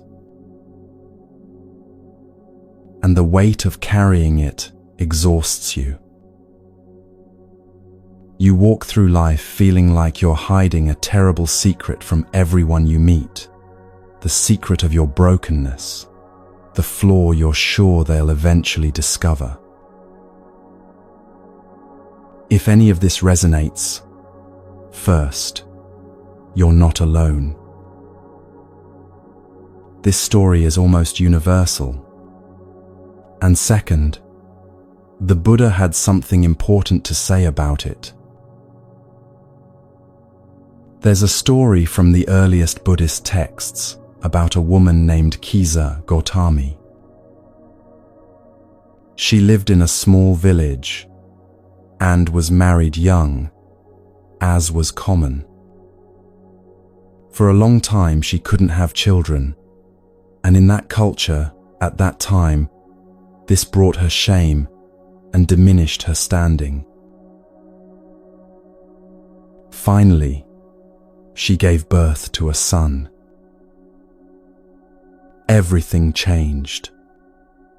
She was respected now, valued, her place in the community secured.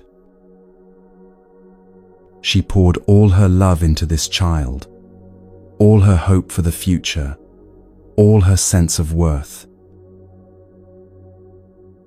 When the boy was old enough to walk and play, he became sick suddenly.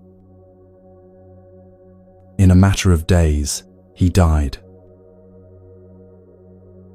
Kisa Gautami couldn't accept it.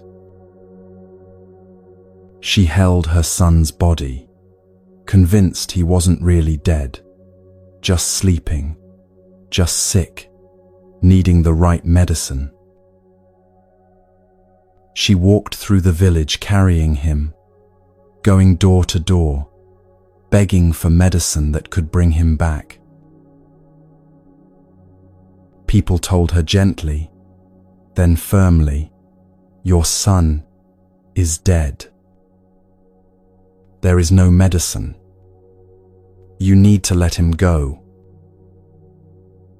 But she couldn't hear them. Her mind had broken in a different way, broken open into a reality it couldn't accept, so it simply refused to accept it. Someone finally suggested she go see the Buddha, who was teaching nearby. They said, if anyone has medicine for death, it would be him. She went, carrying her son, and stood before the Buddha.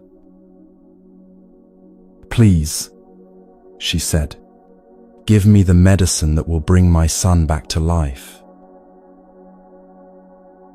The Buddha looked at her with immense compassion. He didn't say what everyone else had said. He didn't tell her the child was dead or that she needed to accept it. Instead, he said, "I can help you, but first, I need you to bring me a mustard seed."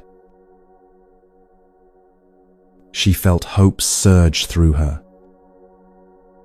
A mustard seed, such a simple thing, easy to find.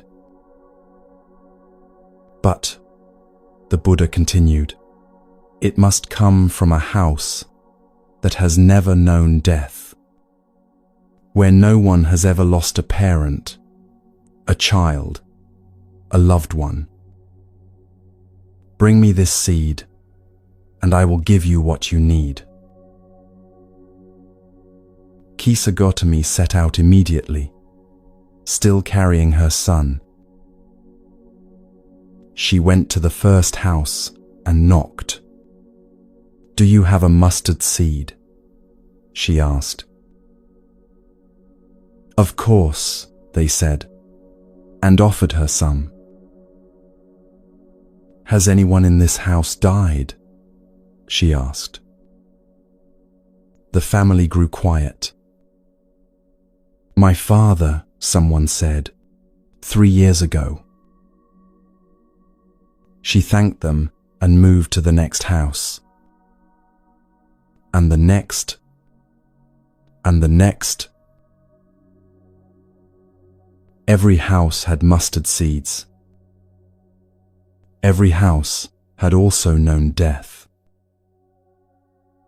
A grandmother, a brother, a daughter, a husband, every single home had lost someone. Kisa Gotami walked all night, through the entire village, and into neighboring ones. House after house shared their stories, recent losses that still felt raw, old losses that had softened but never disappeared. As dawn approached, she found herself sitting at the edge of the village, her son's body finally set down beside her. And in that moment, something shifted. She realized the Buddha hadn't been sending her to find a mustard seed. He'd been sending her to find understanding. Her loss wasn't unique. Her pain wasn't proof of something wrong with her. Death, loss, grief, these touch everyone. Not one house was untouched.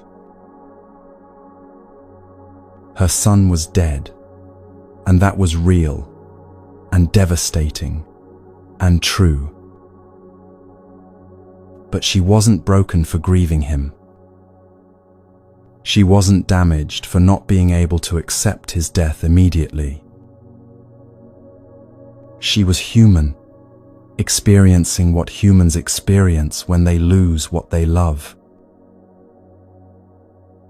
She returned to the Buddha and asked to become a student. She learned to work with her grief, not by denying it or transcending it, but by understanding it as part of the human experience.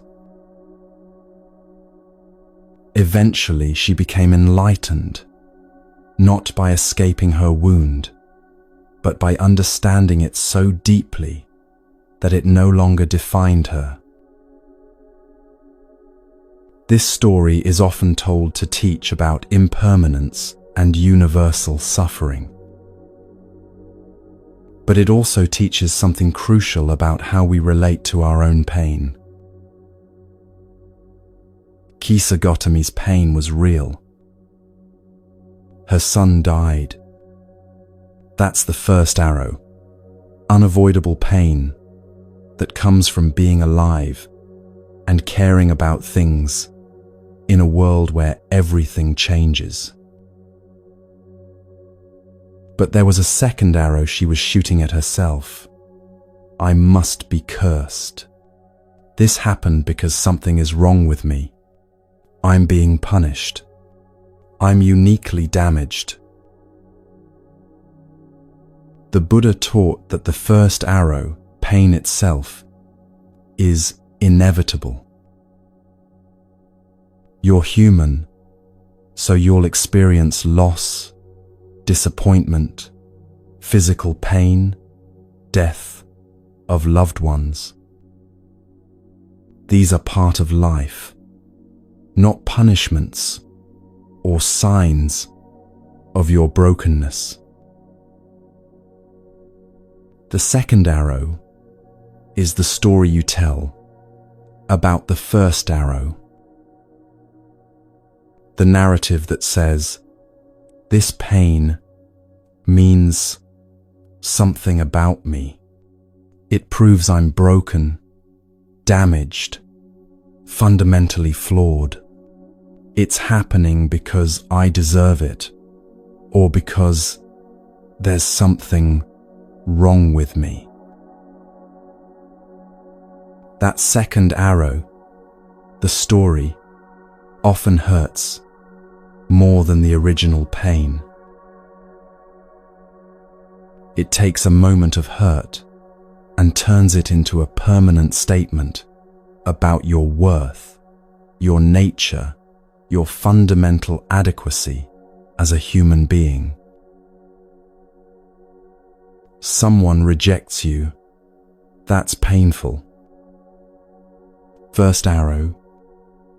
But then your mind adds, they rejected me because I'm unlovable. Everyone always leaves because I'm too broken to keep. This proves what I've always known about myself. Second arrow. You make a mistake. Uncomfortable. First arrow. But then, I always mess things up. I'm incompetent, worthless, can't do anything right. Why am I even trying? Second arrow. The first arrow is life happening. The second arrow is the story that turns life happening into evidence of your brokenness. And here's where it gets interesting. When you start looking for this pattern, you realize how often you're shooting second arrows. How much of your suffering comes not from what's actually happening, but from what you're telling yourself about what's happening. The Buddha's teaching wasn't, "You're not broken." That would still reinforce the idea that there's a fixed you that could be broken or not broken. His teaching was more radical. What if there's no solid, permanent self to be broken in the first place? What you call yourself is a changing process, not a fixed thing. Thoughts arising and passing, feelings coming and going, sensations shifting moment by moment. Where in all that change is the permanent, broken thing you're defending against? This isn't meant to minimize your pain or dismiss your experiences. It's pointing to something that could free you from identifying with pain as who you are. Pain happens. Yes. Difficulty arises. Absolutely. But I Am Broken is a story about pain, not pain itself. And stories can be seen through. Try this, gently, when pain comes. Instead of immediately layering story on top of it, instead of jumping to, "This means I'm broken," or "This proves I'm damaged," can you just be with the raw sensation of it for a moment? Not, "I am hurt." Not, "I am broken." Just, "This is what pain feels like." There's a difference. "I am hurt" makes the hurt into your identity. "This is what pain feels like" makes it an experience you're having, not who you are. "I am broken" becomes a permanent state, something wrong with your fundamental nature. "This is what grief feels like," or "This is what disappointment feels like." These are temporary experiences moving through, not definitions of your being. This is advanced practice, so be patient with yourself. The habit of turning pain into identity is deep, often decades old. You won't undo it in a day or a week. but you can start to notice it. Notice when you move from "this hurts" to "I am broken." Notice when you move from "this is difficult" to "there's something wrong with me." Just notice, without judgment, the way the mind adds that second layer. And sometimes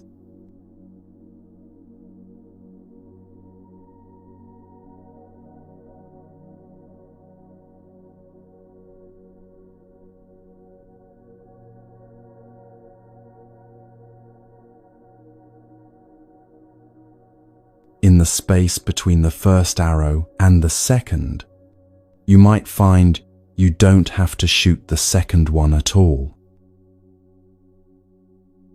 You can just be with what's actually here: pain, difficulty, loss, without making it mean you're fundamentally damaged. The practice isn't pretending pain doesn't hurt, or trying to feel something other than what you feel. It's learning to distinguish between the pain itself and the story that says the pain proves something terrible about who you are. Kisa Gautami's grief didn't make her broken. It made her human. And when she understood that her pain was part of the universal human experience, rather than evidence of her personal damage, something in her relaxed, even while the grief remained. You might find the same. Not that the pain goes away, but that the story about what the pain means can be questioned, softened, seen as story rather than truth. And in that seeing, even while difficulty remains, there's a kind of freedom.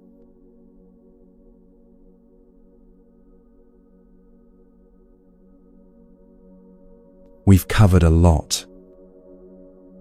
If your mind is tired, that's okay. Some of what we're exploring can't be understood all at once. It seeps in slowly, works on you in ways that aren't immediately obvious. You might not remember every story or teaching, and that's fine. What matters is if something landed, if something resonated, if anything felt true in your direct experience. If you're still here after almost 90 minutes, you're doing something brave. Not everyone can sit with this kind of material, with teachings that ask you to question stories you've believed for years. Take a breath. Let your body settle into whatever it's resting on. Release your shoulders. Unclench your jaw. If it's tight, let your hands rest open rather than gripped. We're moving into something important now. What to do with all the noise in the mind, the constant chatter that makes peace feel impossible. But first, just this breath. Just this moment of being here, having listened, having stayed present, even when it was difficult.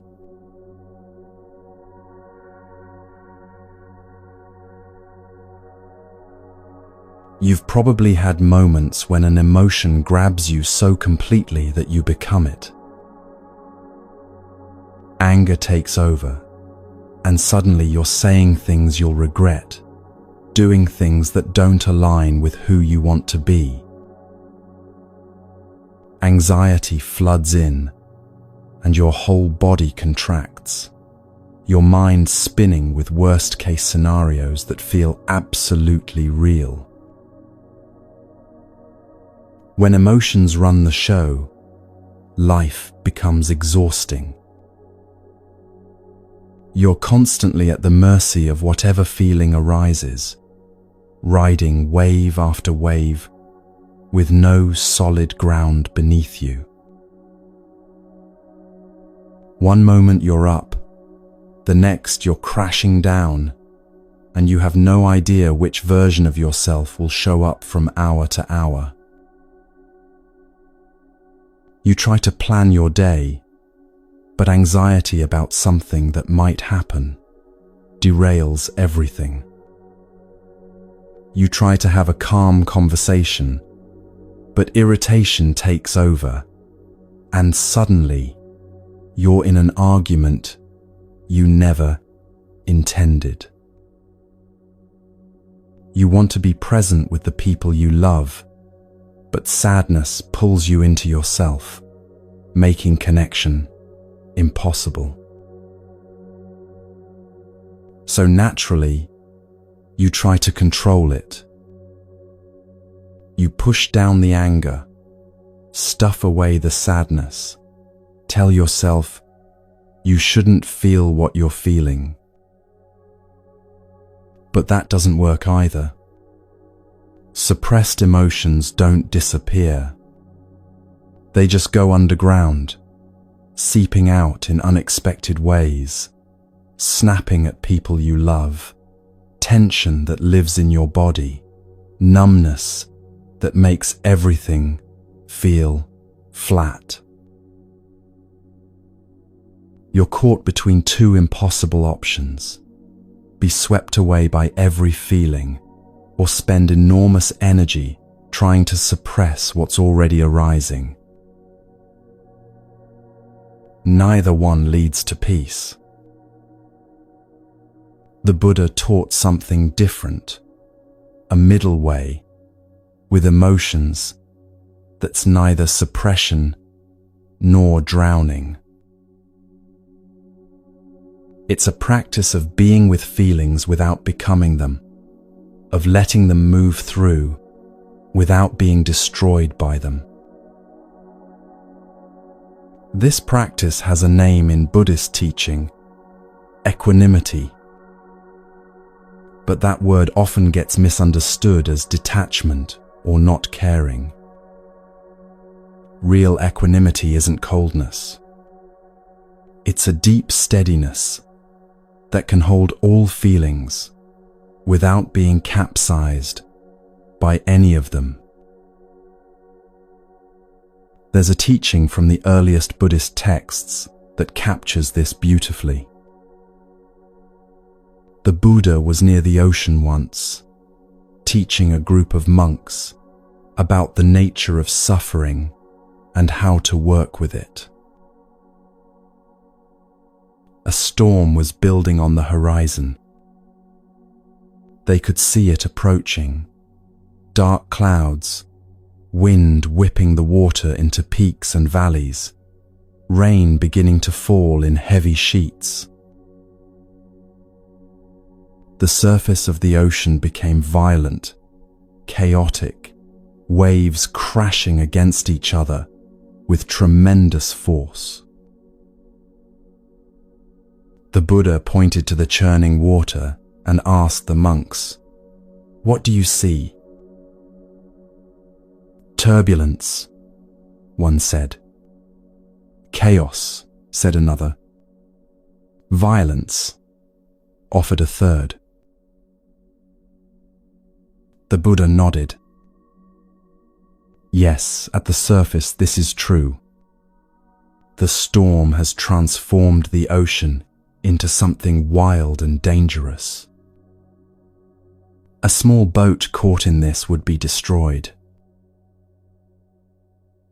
They all agreed, watching the waves grow larger, more unpredictable.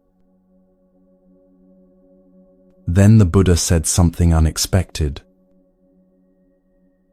But dive beneath the surface, down past where the wind reaches, And what do you find? The monks considered this. Some had been fishermen before becoming monks, had dived deep into the ocean, searching for pearls or coral. They knew what he was pointing to. Stillness, one finally said. Yes, the Buddha replied. 10 feet below the surface, the water is already calmer. 20 feet down, you can barely feel the storm. 30 feet, 40 feet, the deeper you go, the more still the water becomes. At the ocean floor, there is no storm at all. Just depth, just silence, just the unchanging quality of water being water. He let this image settle in their minds before continuing. Your mind is the same, he said. At the surface, emotions arise like waves, sometimes gentle, sometimes violent. Anger, fear, joy, grief, all of them moving across the surface of your awareness, like weather moving across the ocean. If you identify completely with the surface, you are tossed around endlessly. Every wave feels like it will drown you. Every storm feels like the end of the world. The monks nodded, recognizing their own experience in his words. But, the Buddha continued, if you learn to rest in the depth, if you discover the part of you that's like the ocean floor, unchanging beneath all the surface turbulence, then the storms can rage and you remain steady. Not because you've stopped the storm, not because you've suppressed the waves, but because you've found where you actually are beneath all of it. One of the monks asked, "But Master, how do we find this depth? The storm is so loud, so overwhelming. How do we dive below it when it's pulling us in every direction?" The Buddha smiled. You don't fight the storm to find the depth. You simply notice, even now, even in the middle of the strongest emotion, there is something in you that's aware of the emotion. That awareness is the depth. It's always there, always steady, never disturbed by what it's aware of. He pointed back to the ocean. The water at the surface and the water at the depth, they're the same water. The storm doesn't make them different substances. The surface is just temporary movement in something much vaster and deeper. Your emotions are the same. They're temporary movements on the surface of your awareness. They're not separate from you, but they're also not all of you. You are the depth that holds them. This teaching points to something you can verify in your own experience. When anger arises, notice there's the anger itself, hot, tight, demanding, and there's the awareness that knows anger is present. Those are two different things. The anger is the wave. The awareness is the depth. Equanimity isn't about stopping the waves or pretending they're not there. It's about learning to rest in the depth even while the waves move across the surface. It's discovering that you're not the storm. You're the vast space the storm moves through. This doesn't mean emotions stop mattering or that you become some sort of robot who feels nothing. The waves still come, still have their power, still move you to action when appropriate. But they don't own you anymore. They don't define you. They don't sweep you so completely off center that you lose yourself in them. Think about how emotions actually work. They arise, often without your permission or control. They build to a peak. They pass. This is true for every single emotion, even the ones that feel permanent when you're in them. Anger rises, burns hot, then fades. Anxiety spikes, grips you, then releases. Even grief, which can last longer than other emotions, comes in waves, intense for a while, then softer, then intense again. Nothing stays at peak intensity forever, because feelings are processes, not permanent states. The Buddha taught this as a fundamental principle. Everything that arises passes away. Not as philosophy, but as something you can observe directly. Watch any emotion closely, and you'll see it's not solid or unchanging. It pulses, shifts, transforms from moment to moment. Even the hardest feeling has a beginning, a middle, and an end. The problem is that when you're identified with the feeling, when you believe, "I am angry," rather than "anger is present," you can't see it clearly. You're inside it, and from inside, it feels permanent, feels like the truth of who you are. But if you can find even a small bit of space, if you can rest in the depth for just a moment, you start to see the feeling as weather moving through rather than reality itself. This is the practice. Next time a strong emotion arises, try something different. Instead of immediately acting on it or trying to push it away, pause. Take one breath and say internally, "This is anger," or "This is fear," or whatever the feeling is. Not "I am angry," not "I am afraid." Just, "This is anger. Anger feels like this."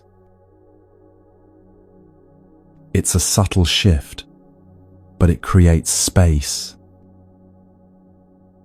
"I am angry" collapses you into the emotion.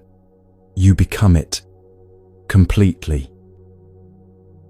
"This is anger" acknowledges the emotion while maintaining some separation between the awareness that notices and the emotion being noticed.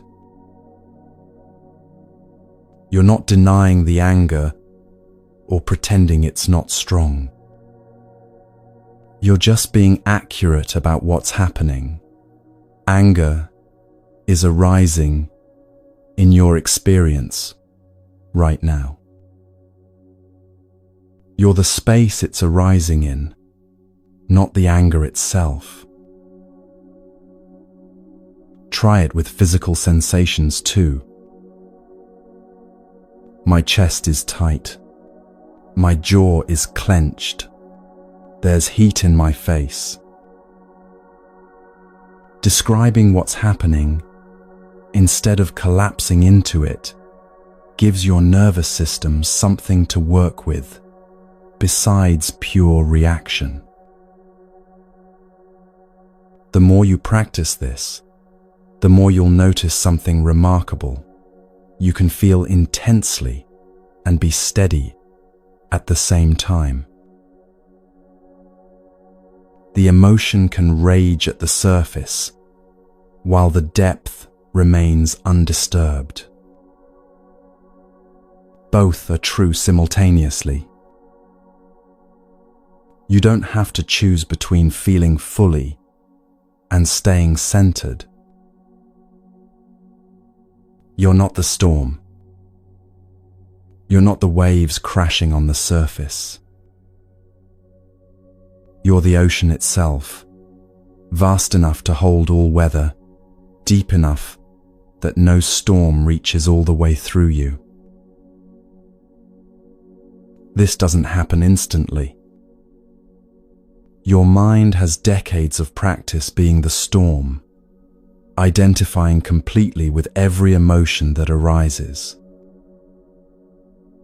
Learning to rest in the depth takes time, repetition, patience with yourself when you forget and get swept away again. But even knowing this is possible changes something. Even one moment of noticing anger is present instead of I am angry plants a seed. That seed can grow into the capacity to meet your own emotional life with steadiness instead of fear, with space instead of contraction. The storm at the surface is real. The depth beneath it is also real. Both exist simultaneously. You don't have to choose between feeling and stability. You can be both the movement and the stillness, the wave and the depth, fully feeling and fully free at the same time.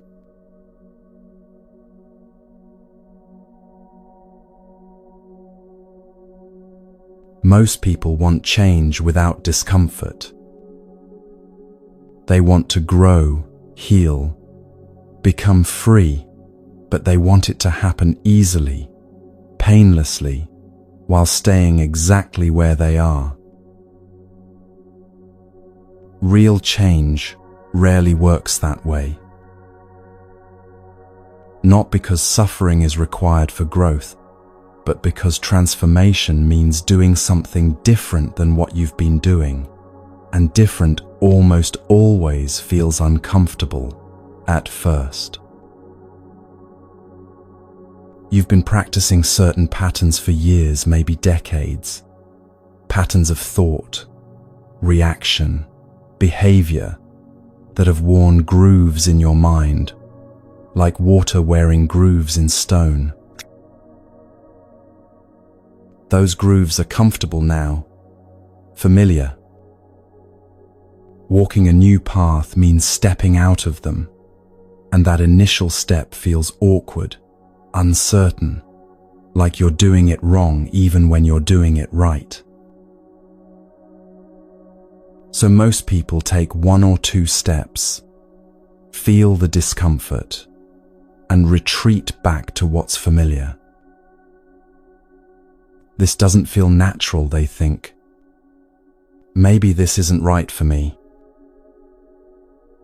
They mistake the discomfort of newness for evidence that change isn't working.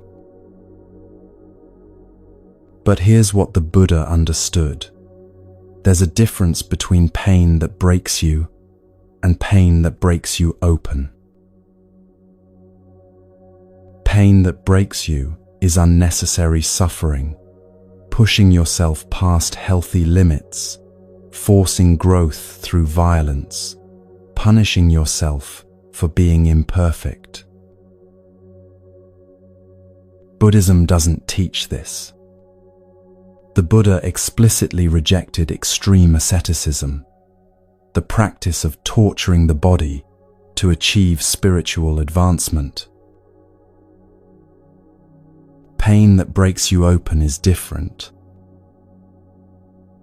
It's the discomfort of stretching beyond old limits, of sitting with difficult feelings instead of running, of choosing the harder, right thing over the easier, wrong thing. This kind of discomfort doesn't destroy you. It reveals what's been hidden, clears what's been blocking you, opens space for something new to emerge. There's a story from Tibet that illustrates this perfectly. It's about a man named Milarepa, who would become one of the greatest yogis in Tibetan Buddhist history. But before that, he was just a desperate young man seeking redemption. In his youth, Milarepa had studied black magic and used it to kill people who had wronged his family. He murdered through sorcery, and when he realized what he'd done, the weight of it crushed him. He went searching for a teacher who could help him purify this karma, show him a path to liberation, despite what he'd done. He found Marpa, a master known for his wisdom and his unconventional teaching methods. Milarepa prostrated himself before Marpa and begged to be taught. Marpa looked at him for a long moment, then said, "If you want to learn from me, first you must build me a tower." Milarepa agreed immediately, grateful for the chance. Marpa took him to a hillside and described an elaborate stone tower, its dimensions, its shape, exactly how it should be built. Milarepa began working. He carried stones up the hillside, one by one. He mixed mortar, laid foundations, built walls. It took months of back-breaking labor, but finally the tower stood complete, impressive, and solid. He went to Marpa with joy, ready to begin his real training. Marpa walked up the hillside, examined the tower carefully, then said, "This isn't right. Tear it down and build it again in a different location." Milarepa was stunned, but he obeyed. He tore down what he'd built, carried the stones to a new location, and began again. When the second tower was finished, Marpa came, looked at it, and said, "No, this shape is wrong. Take it down and build it differently."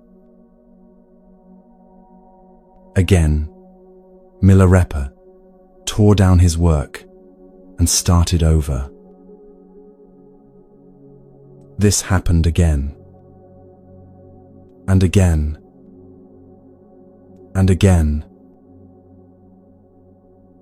Each time, Milarepa would spend months building a tower, perfecting it, hoping this would be the one that satisfied his teacher. Each time, Marpa would find a reason to reject it and demand he start over.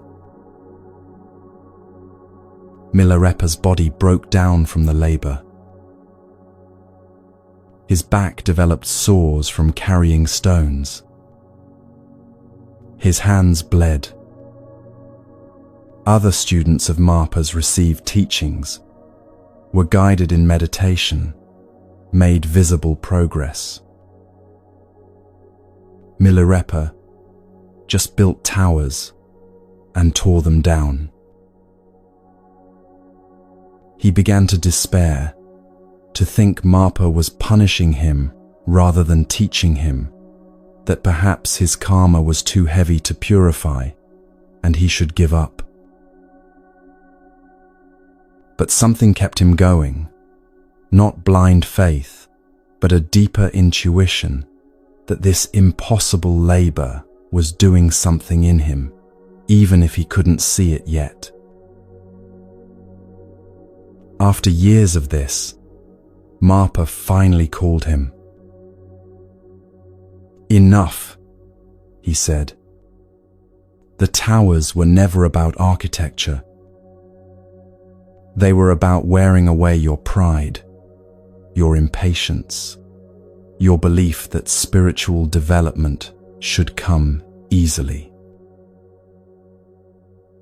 Every stone you carried was carrying away some of the heaviness you brought to me. Now you're ready to receive teachings, because now you understand what practice actually requires. Milarepa went on to become enlightened in that lifetime, something considered extremely rare. Not because he was naturally gifted, but because he had learned what most people never learn. Transformation requires showing up again and again, even when you can't see the results, even when it seems pointless, even when every part of you wants to quit. The Buddha learned this same lesson through different means. Before his awakening, he tried extreme asceticism. He ate almost nothing, tortured his body, pushed himself to the edge of death, believing that suffering would break through to enlightenment. It didn't work. It just made him weak, unable to practice effectively, no closer to understanding.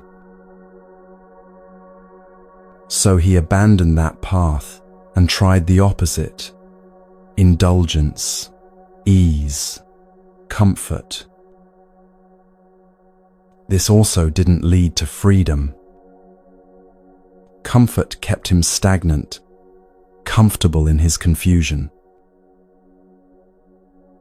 Finally, he found what he called the middle way: steady, patient effort that doesn't destroy you, but also doesn't let you hide in comfort. Not too tight, not too loose, like tuning the string of an instrument to the exact tension that makes beautiful music. Too tight, and the string breaks. That's pushing yourself into burnout, exhaustion, self-destruction in the name of growth. Too loose, and the string produces no sound. That's staying comfortable, avoiding anything difficult, never actually changing. The right tension allows music to emerge. The right effort allows transformation without destruction. This means something practical for your life.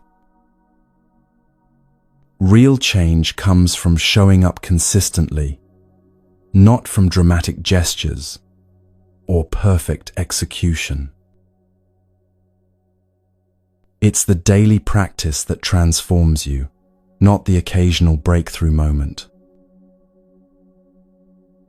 Think about Milarepa carrying stones up a hillside. Each individual stone didn't create enlightenment, but the accumulation of thousands of stones, carried over years, wore away what needed to be worn away and built what needed to be built. Your practice is the same. One day of noticing your patterns doesn't free you from them, but years of noticing, day after day, gradually loosens their grip until one day you realize you're no longer caught the way you used to be. One moment of staying with discomfort instead of numbing doesn't heal all your wounds. But consistent practice of staying present with what's difficult builds your capacity until things that once overwhelmed you become manageable. So what's one thing you could do each day that your future self would thank you for? Not 10 things. Not a complete life overhaul. Just one thing, small enough that you can actually do it, significant enough that doing it matters. Maybe it's 5 minutes of sitting quietly before the day begins, just breathing, just being present with whatever arises. Maybe it's one moment each day of pausing before reacting, creating space between stimulus and response. Maybe it's noticing one time each day when you're about to abandon yourself to please someone else and choosing differently. It doesn't have to be big. In fact, it probably shouldn't be big, because big changes are hard to sustain, and when you can't maintain them, you use that as evidence that you're failing.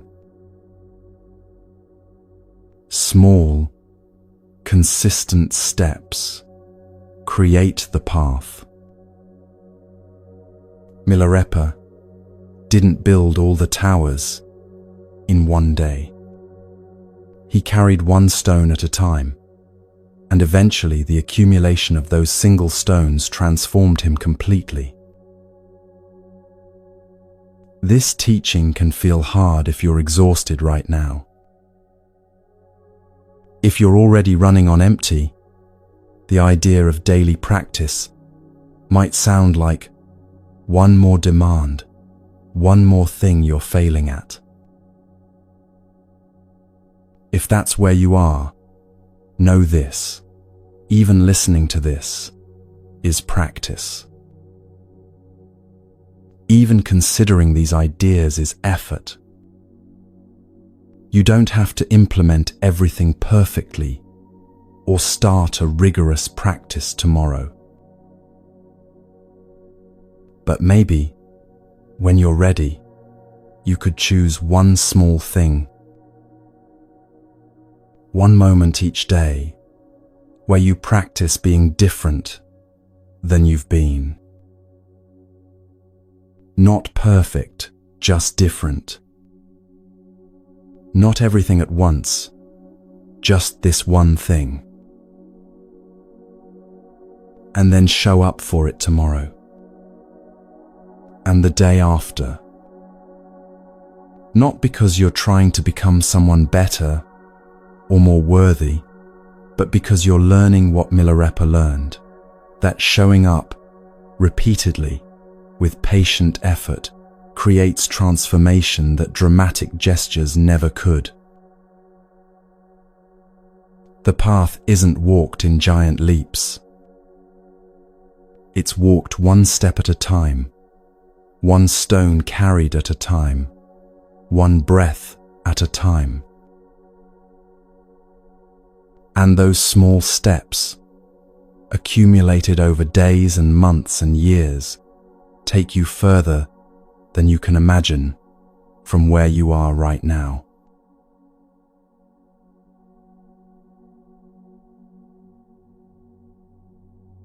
You've probably heard some version of this. You attract what you believe you deserve. Your energy creates your reality.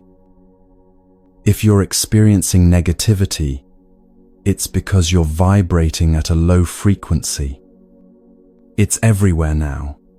This idea that the universe is essentially a cosmic vending machine responding to your thoughts, your beliefs, your vibrational frequency. Think positive thoughts and positive things happen. Believe you're worthy, and worthiness manifests.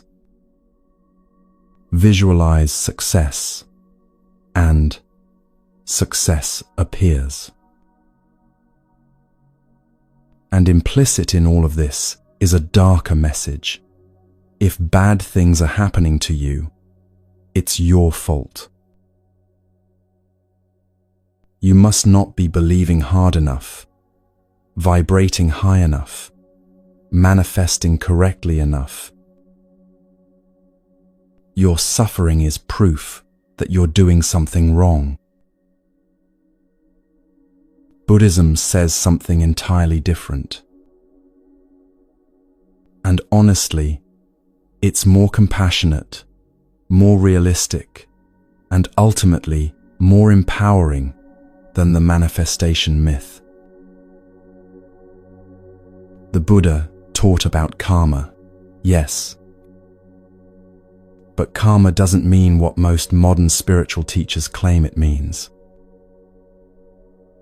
It's not cosmic justice, not the universe rewarding good people and punishing bad ones, not a system where you get what you deserve based on your vibration or beliefs. Karma means action. That's it. The word literally translates to action or deed. What you do has consequences. Not because the universe is watching and judging, but because actions naturally lead to results. Plant a seed and a plant grows, not as reward, just as natural consequence. Touch fire and you get burned, not as punishment, just as cause and effect. Some consequences are immediate and obvious. You speak harshly to someone, they pull away from you. You practice patience, relationships become easier. Cause and effect, visible and direct. But many consequences take time to ripen. Seeds planted today might not sprout for months or years. Actions from years ago might be bearing fruit now in ways you don't recognize or connect back to their source. And here's the part that the manifestation crowd conveniently leaves out. You're not starting from a blank slate. You're born into conditions you didn't create. Your parents, your country, your body, your economic circumstances, none of these were chosen by you. none of them reflect your deserving or not deserving. You inherit the consequences of countless actions taken by countless people before you were even born. This is what the Buddha meant by dependent origination. Everything arises from multiple causes and conditions, most of which are beyond your control or even your awareness. You didn't choose to be born into war or peace, poverty or wealth, health or illness. You didn't manifest your genetic predispositions, your early childhood experiences, the historical moment you're living in. These conditions shape your life profoundly, and pretending otherwise is just privileged delusion. Rain falls on everyone, on the kind and the cruel, on those who meditate and those who don't, on those who believe they deserve sunshine and those who believe they deserve storms. The rain doesn't check your vibration before deciding whether to fall. The Buddha said this explicitly in the Dhammapada. The rain cloud pours down on all alike. Good things happen to harmful people. Terrible things happen to kind people. This is reality, not some cosmic mistake that needs explaining away. So, if you're going through something difficult right now, you can stop the exhausting work of trying to figure out what you did wrong to manifest this. You can stop blaming yourself for not believing hard enough, or vibrating high enough, or maintaining positive thoughts consistently enough. Maybe you didn't do anything wrong. Maybe you're just experiencing the reality that difficult things happen to everyone sometimes, that you're subject to conditions beyond your control, that being human means being vulnerable to illness, loss, disappointment, and death. This isn't pessimism. It's honesty. And there's enormous relief in it.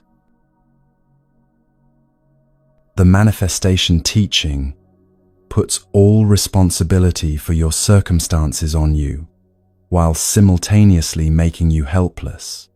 If your thoughts create reality, then you must control your thoughts perfectly, at all times, must never doubt or fear or struggle, must maintain positive vibration constantly, or risk manifesting disaster. It's exhausting, and it doesn't work, which then becomes more evidence that you're failing, which creates more anxiety, which lowers your vibration, which is why things aren't working. A perfect, self-fulfilling spiral of blame. The Buddha's teaching is different. Yes, your actions matter. What you do has consequences.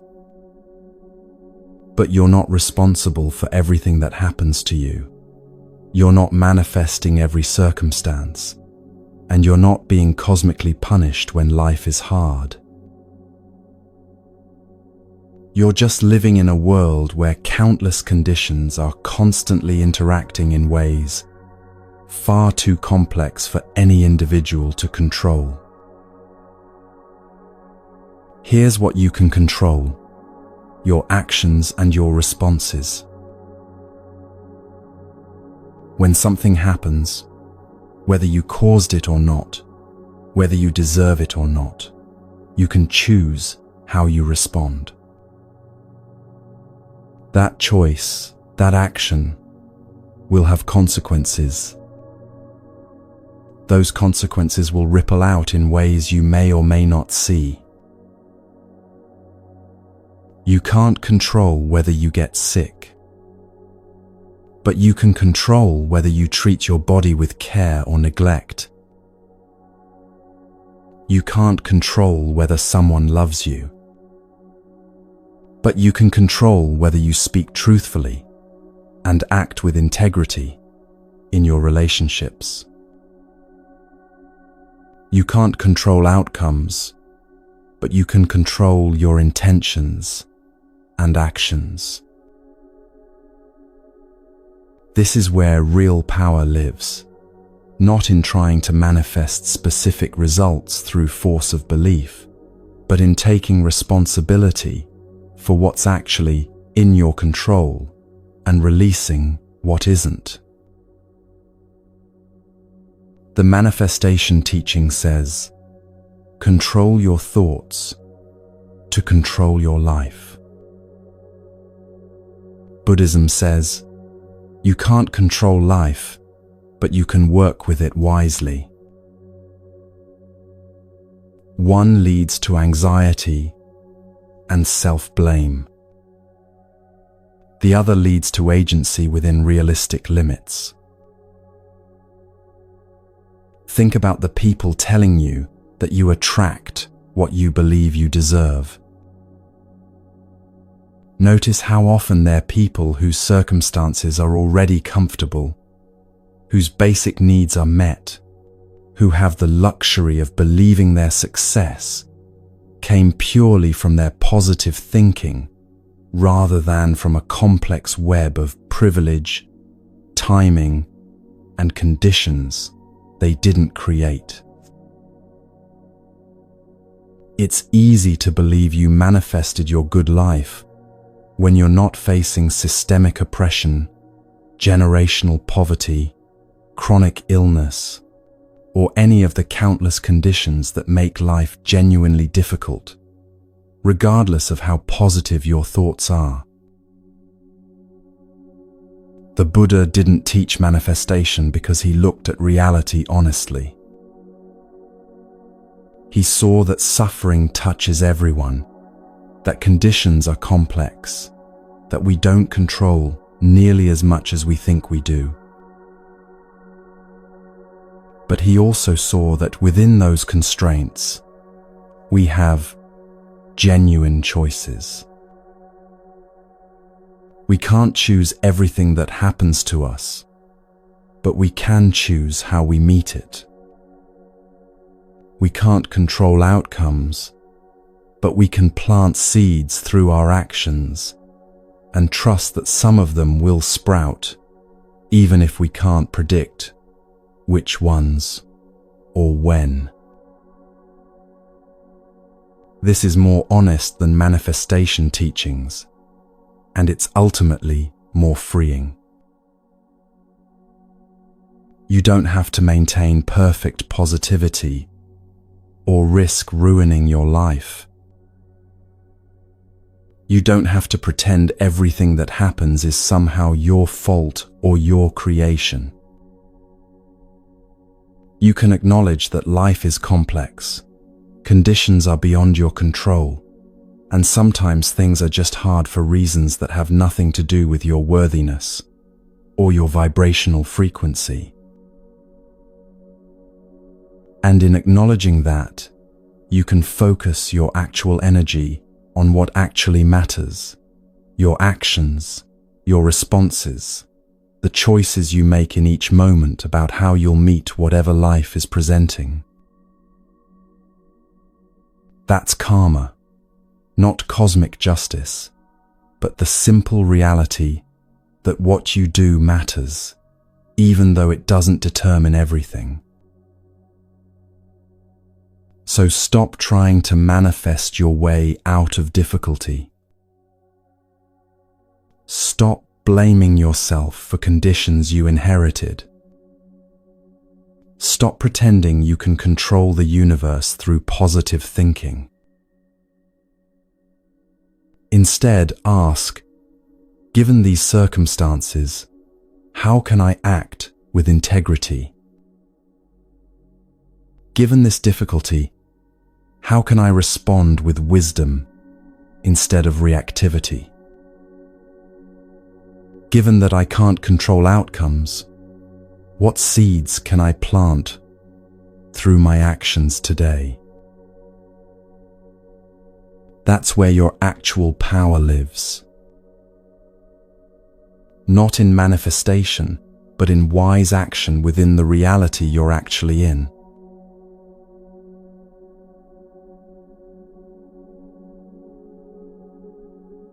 We've walked through a lot together over these hours. We started with that feeling of exhaustion, that sense of never being quite enough, and we've explored where that feeling actually comes from, not from your inadequacy, but from believing in a fixed self that needs defending, proving, valuing. We looked at how the mind creates stories about pain, and how those stories often hurt more than the pain itself. We explored what happens when you stop explaining yourself to people who've already decided not to understand. We examined the difference between compassion that depletes you and compassion that flows from fullness. We talked about attention and where it goes, about choosing your companions wisely, about the precepts as a form of self-care rather than rules to follow. We explored non-clinging, caring deeply without grasping so tightly you strangle what you're trying to hold. We sat with wounds and discovered they don't define you, even when they're real. We learned about emotional storms and the stillness beneath them. We looked at the difference between comfort and transformation, at karma without the cosmic justice myth. Every section was circling the same question from different angles. Who are you when you're not defending yourself, proving yourself, or seeking something outside yourself to complete you? And the answer that keeps appearing is this: you're the awareness that witnesses all of it, the thoughts, the feelings, the stories, without being defined by any of it. When you stop trying to value yourself, when you see through that entire game, life doesn't suddenly become perfect. You don't transcend all difficulty or rise above all pain. Rain still falls. Loss still happens. Things still break and people still leave and you still make mistakes. But something shifts.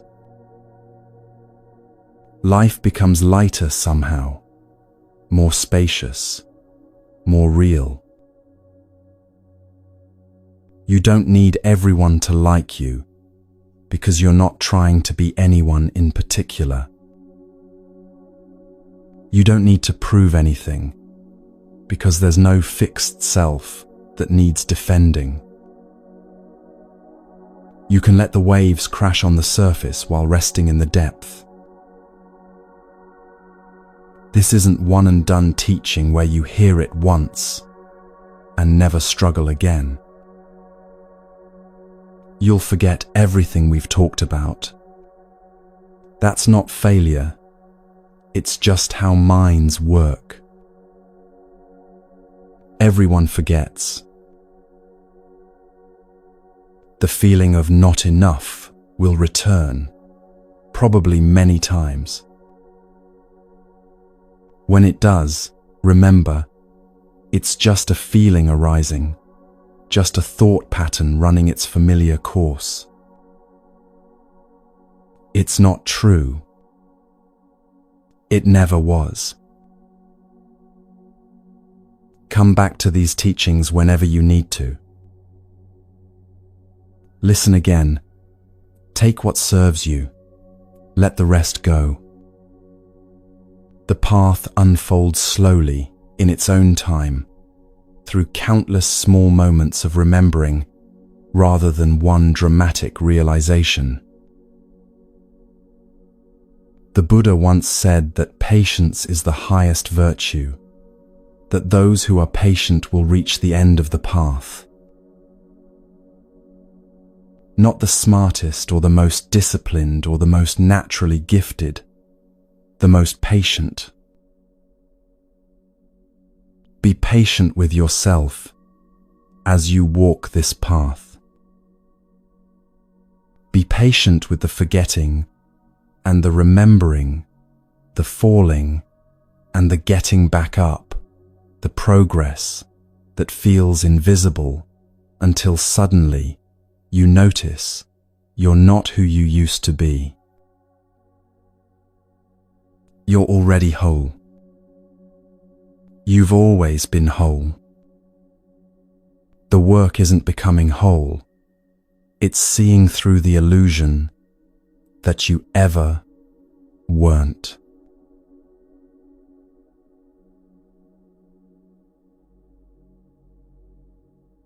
If you've stayed with this for all 3 hours, thank you. Thank you for trusting these teachings enough to sit with them, for staying present even when it was uncomfortable, for bringing your attention here instead of the 1,000 other places it could have gone. Wherever you are right now, whether it's morning light streaming through your window or the quiet dark of midnight, I hope you found something useful in these words. Maybe it was one story that landed, one teaching that felt true, one moment where something shifted inside you. That's enough. If you'd like, leave a comment below. Even just one word to let us know you were here, that you walked this path with us today. There's something beautiful about knowing we're scattered across the world, yet connected through these teachings. If there's one thing to carry with you, you don't need to become more. The work isn't building your worth or fixing your brokenness. It's seeing through the illusion that you were ever not enough. That seeing takes time. Be patient with yourself. And when you forget, you will forget. Come back to this. Come back to the breath, to the present moment, to the awareness that's been here all along. There are more teachings to explore, more practices to discover. If this resonated, you'll find me here, continuing to share what the Buddha taught about living with less suffering and more peace. Until next time, be gentle with yourself. The path is long, and you're exactly where you need to be.